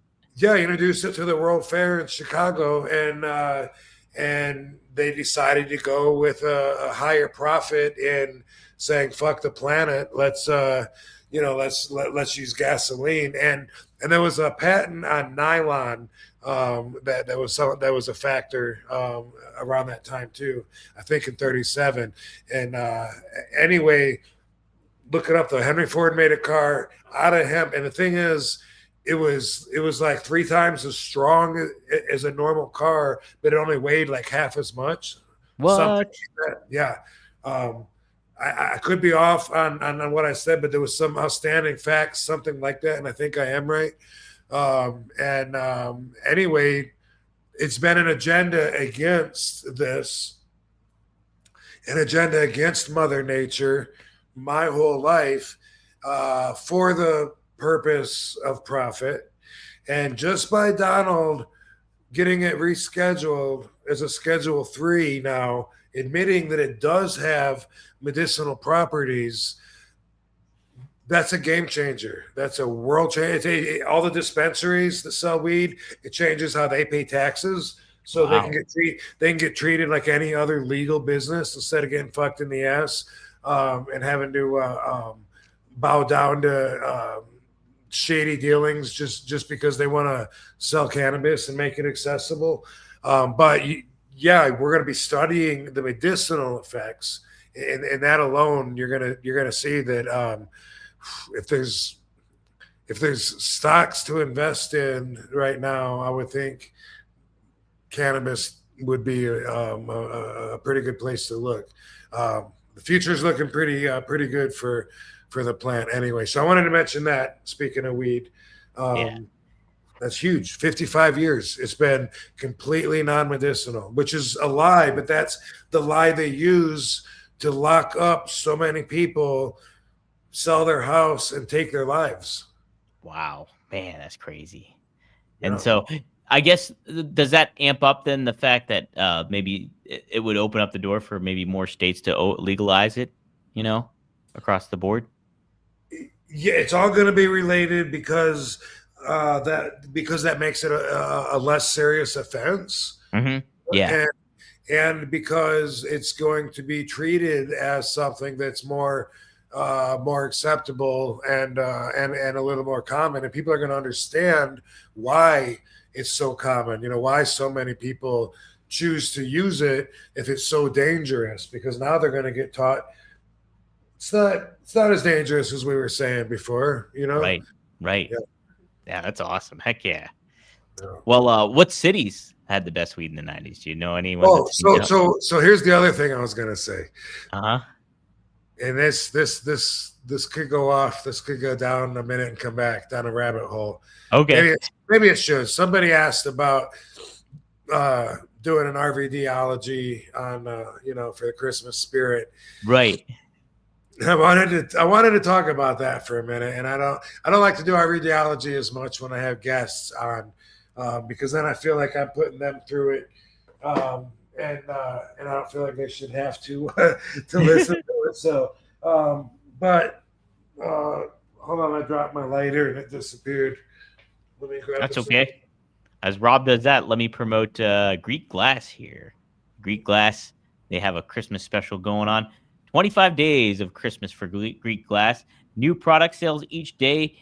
Week 1, you get 20% off. That's December 4th, so that one's over. But go to GreekGlass.com, see what they got going right now for you.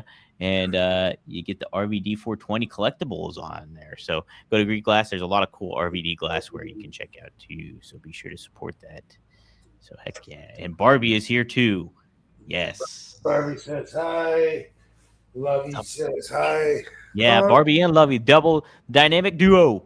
Yes. The pooches. So, this is how this ties in together. The question reminds me of the RVDology that I wanted to share. It's my perspective. So, you know what? The best weed, here's the thing about that.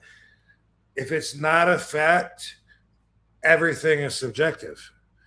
And that's what I wanted to say is I truly believe that there's facts and then everything else is subjective. And so if that's true, which for me, that has to be true for me to make sense from my understanding of how things work. And if that's true, that everything is subjective, then that means there is no right or wrong. Mm-hmm. Objectively. And so when it comes to the best weed, if you say, hey, the best is in Vancouver, and then I say, hey, the best is in the Emerald Triangle, the best is in Oregon, the best is in Washington, there is no right answer. You can have contests, which they do, where people vote, but even then, it's just like, even if 90 out of 100 people say Washington is the best and 10 out of 100 say Oregon is the best, well, guess what? Even though one of them clearly won, those 10 people in Oregon, they're still correct because they believe that that's the best and their opinion matters. And that's the point that I want to say. That is basically, out of all my RVD values, I think this one is probably the strongest.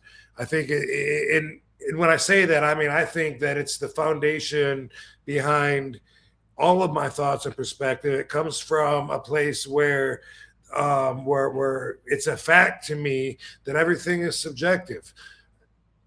You say this is best, I say this is best.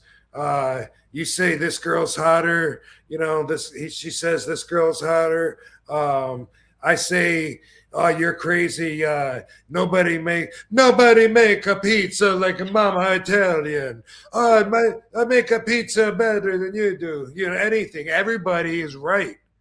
And so the conflict that arises from people that don't agree with somebody else on an opinion is ridiculous. It's unnecessary.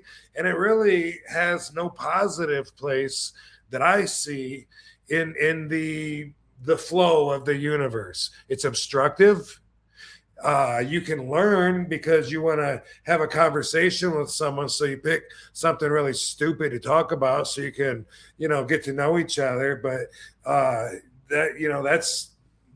that's one way to look at it positive if you want. But again, I think you got to be below a certain level to be at that level. If you're above that, and if you're above that and you see that opinions are subjective to everybody, but to have the empathy to be able to respect and appreciate that someone else has a different perspective than you do, even if you don't like it, even if you don't agree with it, but you just have respect for it and the fact that it looks different from where they're sitting.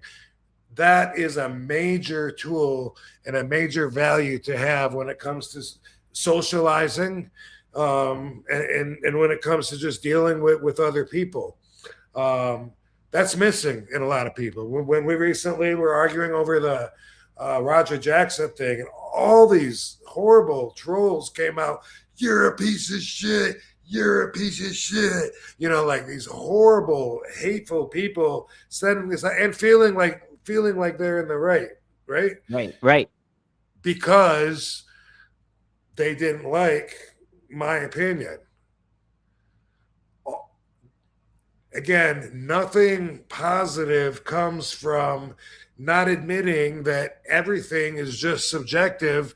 And so your opinion has value. You're worthy, Dom. So if you think that A Few Good Men is the best movie ever, then I respect that, just that you love the movie that much. Doesn't mean it has to be my favorite movie. Yeah. Doesn't mean I have to tell you you're wrong. You're fucking stupid. You're a piece of shit. But and this is where it's relevant right now. It's Christmas time. Christmas has always been kind of depressing for me. Not just Christmas. I had a great Christmas as a kid. I loved getting the presents. My parents were great. But, now I think, first off, this time of year, it's dark.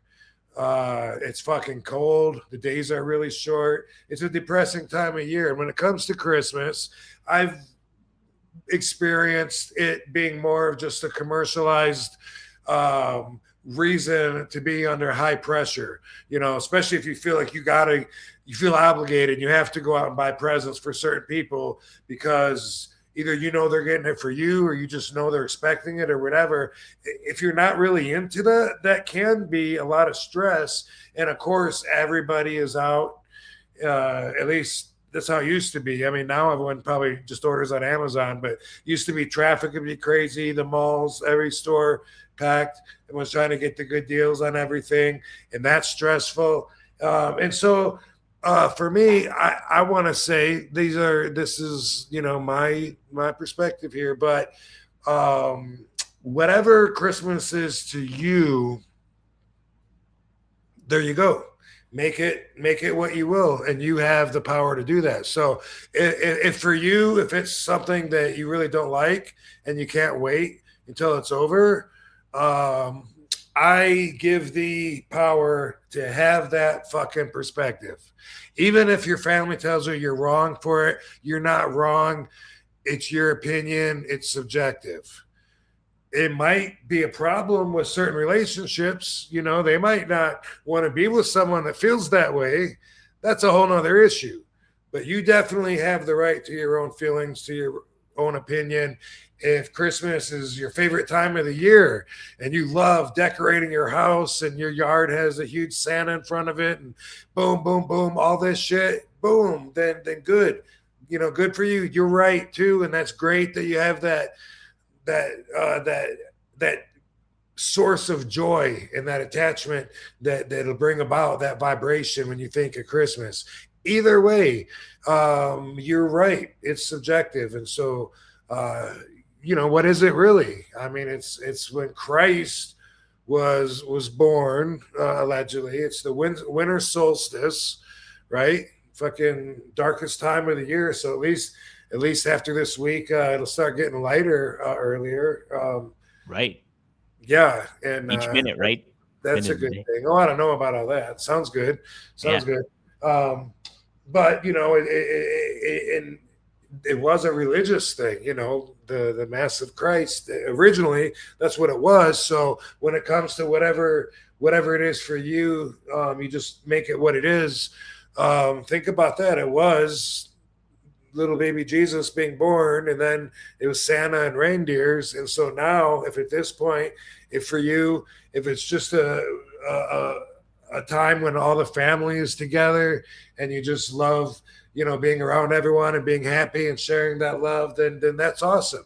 And if you really aren't into it, that's awesome too. You know, I've never been a holiday guy. I feel like every day is a celebration for me. And when I say never, I mean as an adult. You know, as a kid, they were great.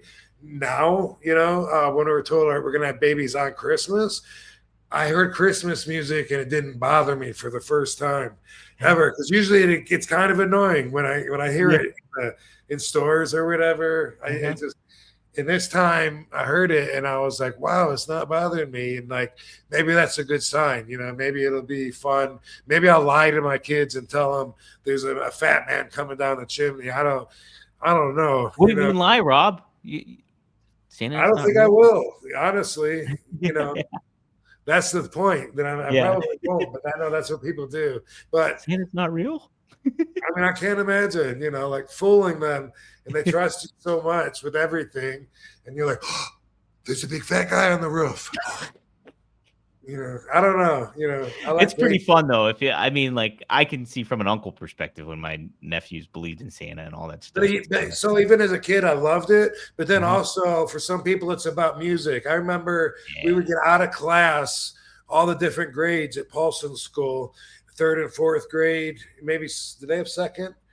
3rd and 4th for sure, different grades get together, all sit in the gymnasium, and they would have movie screens, and they would put the lyrics to Christmas songs, and we would have to fucking sing that. Why did I have to sing Christmas songs? I'm not a singer.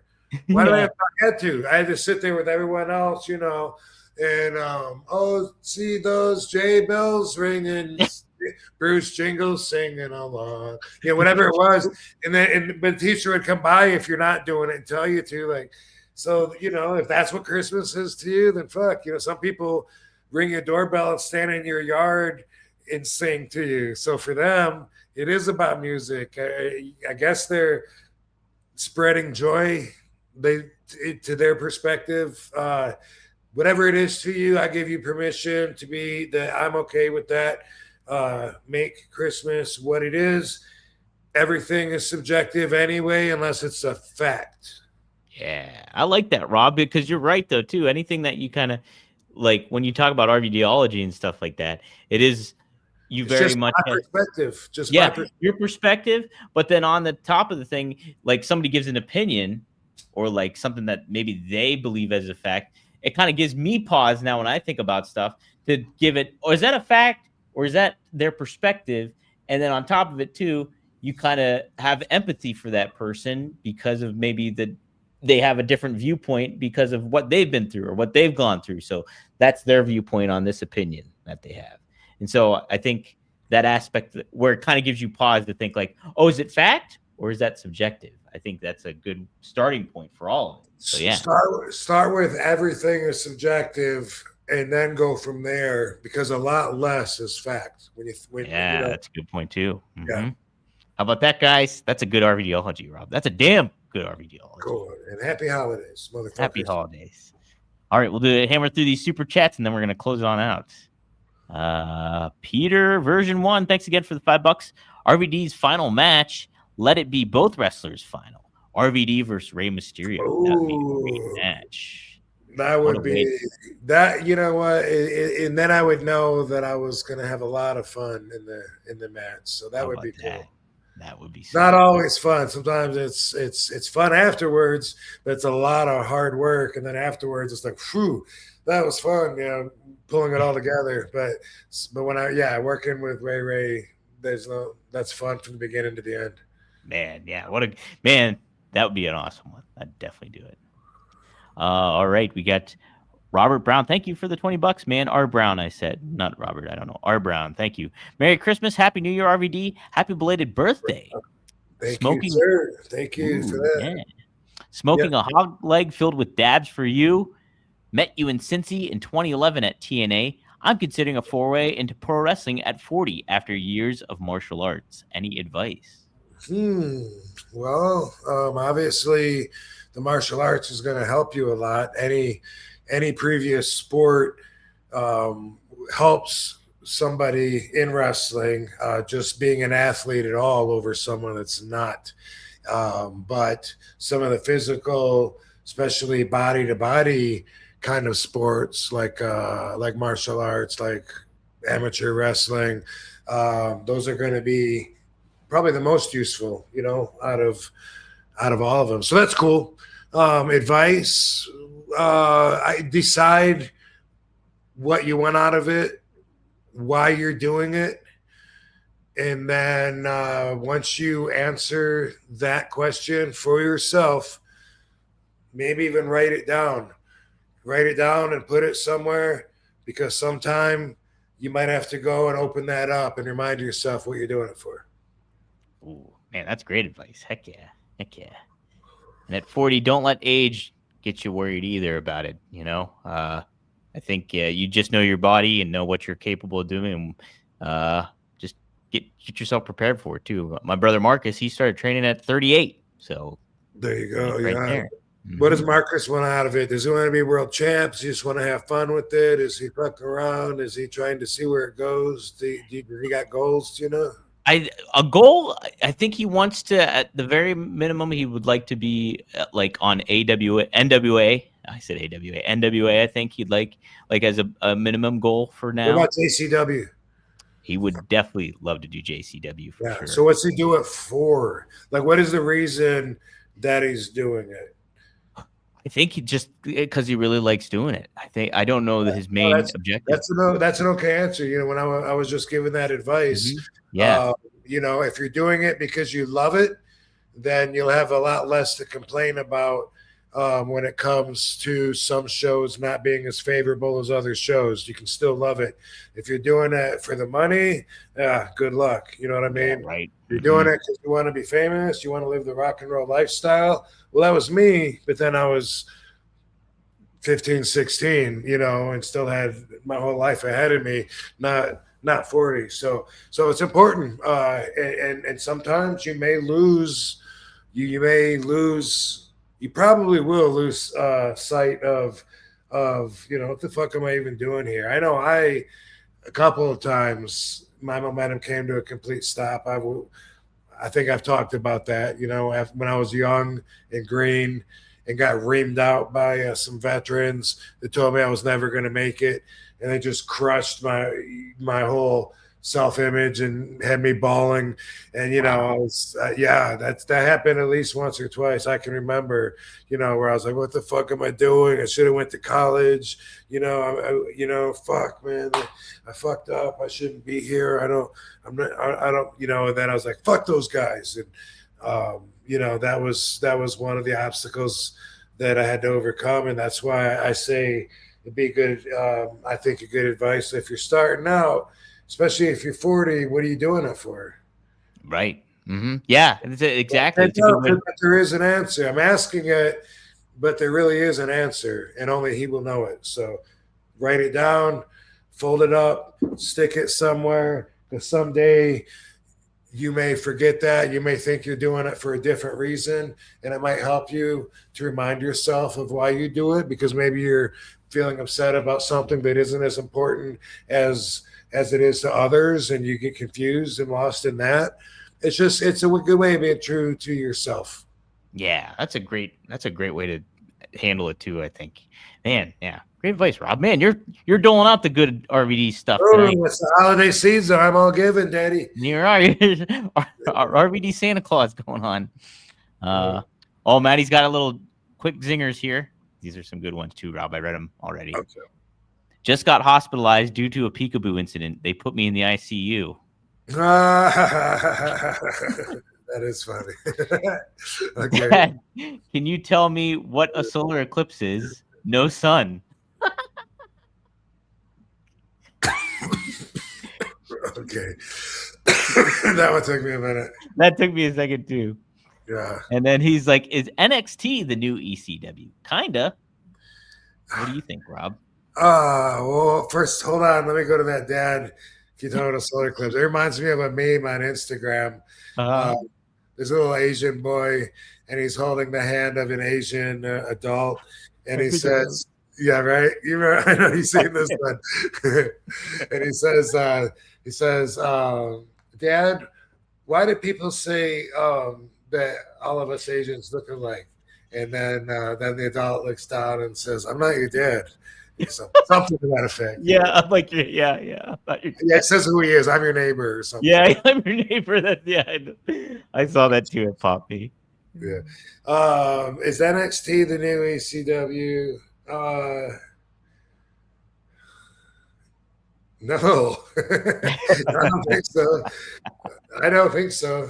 How so? I mean, I don't see. I think in the manner. So I would go back what it would be 12 years when NXT kind of first started. That was kind of like the new ECW in the manner that it was the alternative option. It was like, ooh, if I want to watch some really fun wrestling and good fun storylines, like originally it did kind of have that, and they were kind of like outsiders on WWE, like when they came out and did some shit. But I don't think so right now. I think they're just more like Ohio Valley, bigger because they got TV and all this shit. But I think more like a farming territories as far as like go there if you want to go up to WWE. That's a good, good place in the doorway. But I mean, I can't really make it. I'm trying to assimilate it to ECW. Having what you said in mind, like when it first came out, kinda, but it's not the. AEW is a lot more when it comes to pushing the envelope, especially with being hardcore and going in that direction, and going away. That direction is away from like kid-friendly kind of stuff, but I don't think NXT is. No, I especially nowadays, I don't think it is for sure. It's like it's the third brand of WWE, but I don't think you can make a whole lot of comparisons to be in the ECW of today.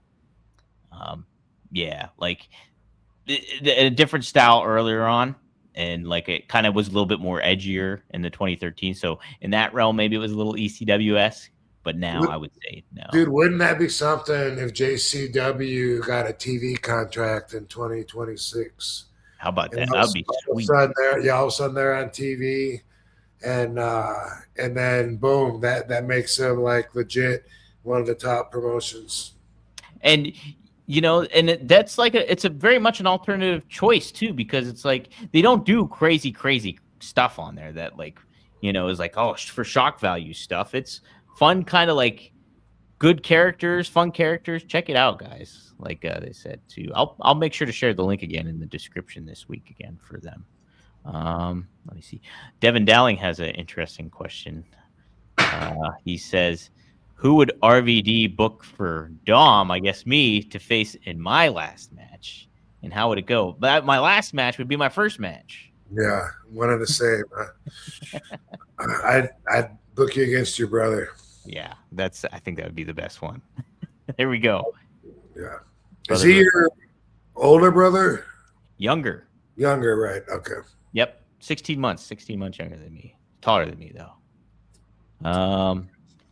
Death has made his exit, but he did share this. I'm going to look at the lights. Have to catch the rest of the stream on replay. Merry Christmas to all. Ho, ho, ho. Heck yeah. Right on, dude. Tell Venice Beach we said hi, or wherever Yeah, you brother. are. Hit them Christmas tunes up. Check out Seth's stuff, everybody. Go to Venus Beach Dub Club, I think, on YouTube, and then check out his Instagram, too. Type in Venus Beach Dub Club on there, too. All right, 2 more, and then we're no, actually we got 3 more. Okay, here we go. Dude, you saw the bots with NXT where the wrong girl became champion, right? Yes. Well, Thea Hale. No, was it Thea Hale? I can't remember her name. I think it was Thea Hale defeated. Yes. Blake Monroe. It was. That's one of my pet peeves. In fact, if you listen to me enough, you know that I try not to have pet peeves. Yeah. Pet peeve is just having a reason to get angry, and you have one and you're just waiting to get angry. So it's a pre-planned anger. That's stupid. But one thing that bothers me a lot, let me put it that way, so I'll try to get rid of it as a pet peeve. But I can't, though. I can't, because when I see it, it pisses me off. And it's when someone doesn't get their shoulder up on a kick out. It's so lazy, and and they 1, 2, and then they'll just like kick their legs. And I point it out to Katie all the time. It happens so much. I'm always rewinding it. I'm going, watch. They got pinned. The match is over. Watch. They don't get off of them. All they do is kick their legs. Their shoulders are still down, and the person is still on top of them. And I'm always showing it. And that's what's wrong with the fucking business right now, is that they don't. It's their mindset. They just think about their fucking part like it's a movie, instead of feeling like they're in a fight and feeling like it's like they're competing, and that changes everything. But anyway, so I saw that, and the girl, one of them, doesn't get her shoulder up, and then she gets counted down. I don't know where the heat fell on that. Hopefully not the ref, because I always think the refs should count to 3 if their shoulder doesn't come up. I mean, why not? Right. Mm-hmm. Isn't that what Vince always wanted too? He's like, if the not always, but yeah, more than not, because Vince really believed in credibility. That's why he liked everything stiff and liked everything believable. Shit, what was I just gonna say about the one that happened? The onus should have been on the referee. You were hoping it wasn't going to be on the ref. You didn't hope they get the fault for it. You said you're going to say something else too with it. Yeah, I don't know why Vince just came in, and now I can't picture anything except for. But anyway, this is what I was going to say.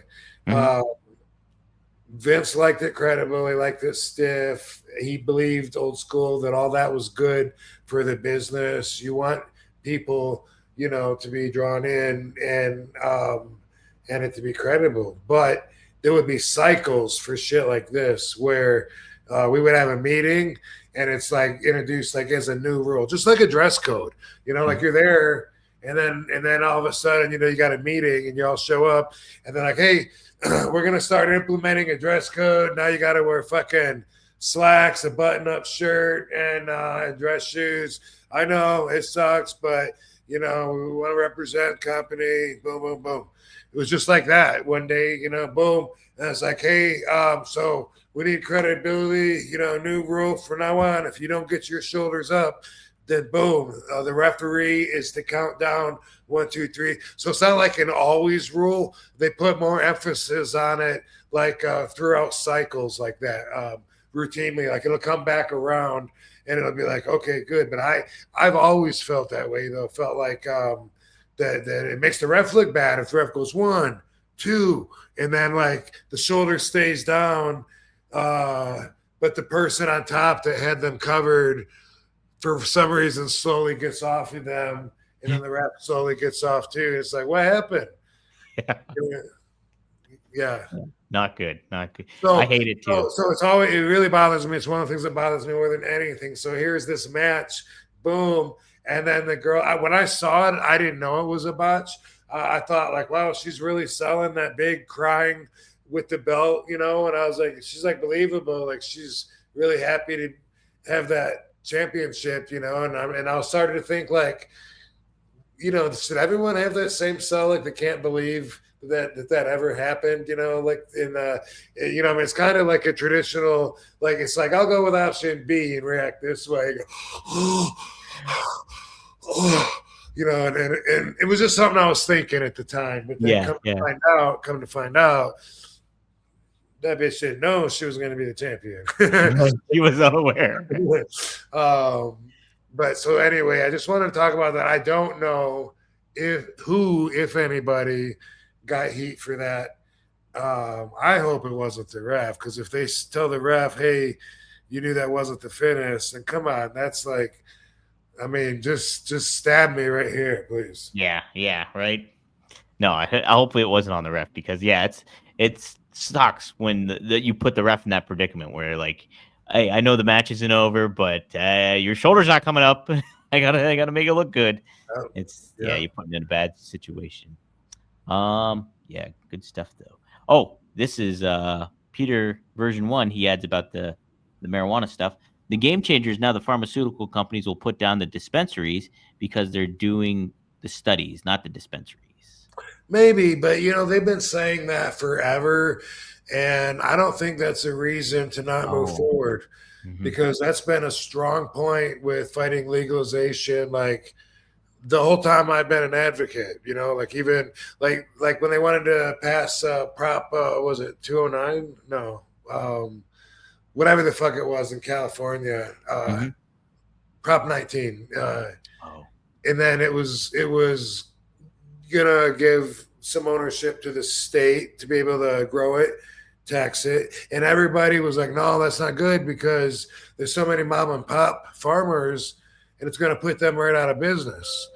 True, but they're illegal businesses, one, you know, running under the law, and two, it's a step forward in the right direction, you know, because you're legalizing it to a degree instead of treating it like people belong to be caged up if they have it on them. And so that's always been the point, though, is like, well, when the government starts growing it, they're going to put additives in it, they're going to put tobacco in it. It's not going to be as good, whether it's as pure or whether it's as hello. Okay, she hung up. Katie was calling. But yeah, anyway, that's always been an argument, and I get that, and I'm not saying you're wrong, but I'm just saying I've heard that for decades, and meanwhile, it's taken everything to take these little tiny steps forward where state by state they do decide to adopt some kind of medical program, and each time they do, that, you know, I was told once we had 2/3 of the state, when I was an advocate with Marijuana Policy Project, I was told that when 2/3 of the states vote in favor of it, that it mandates a federal law change.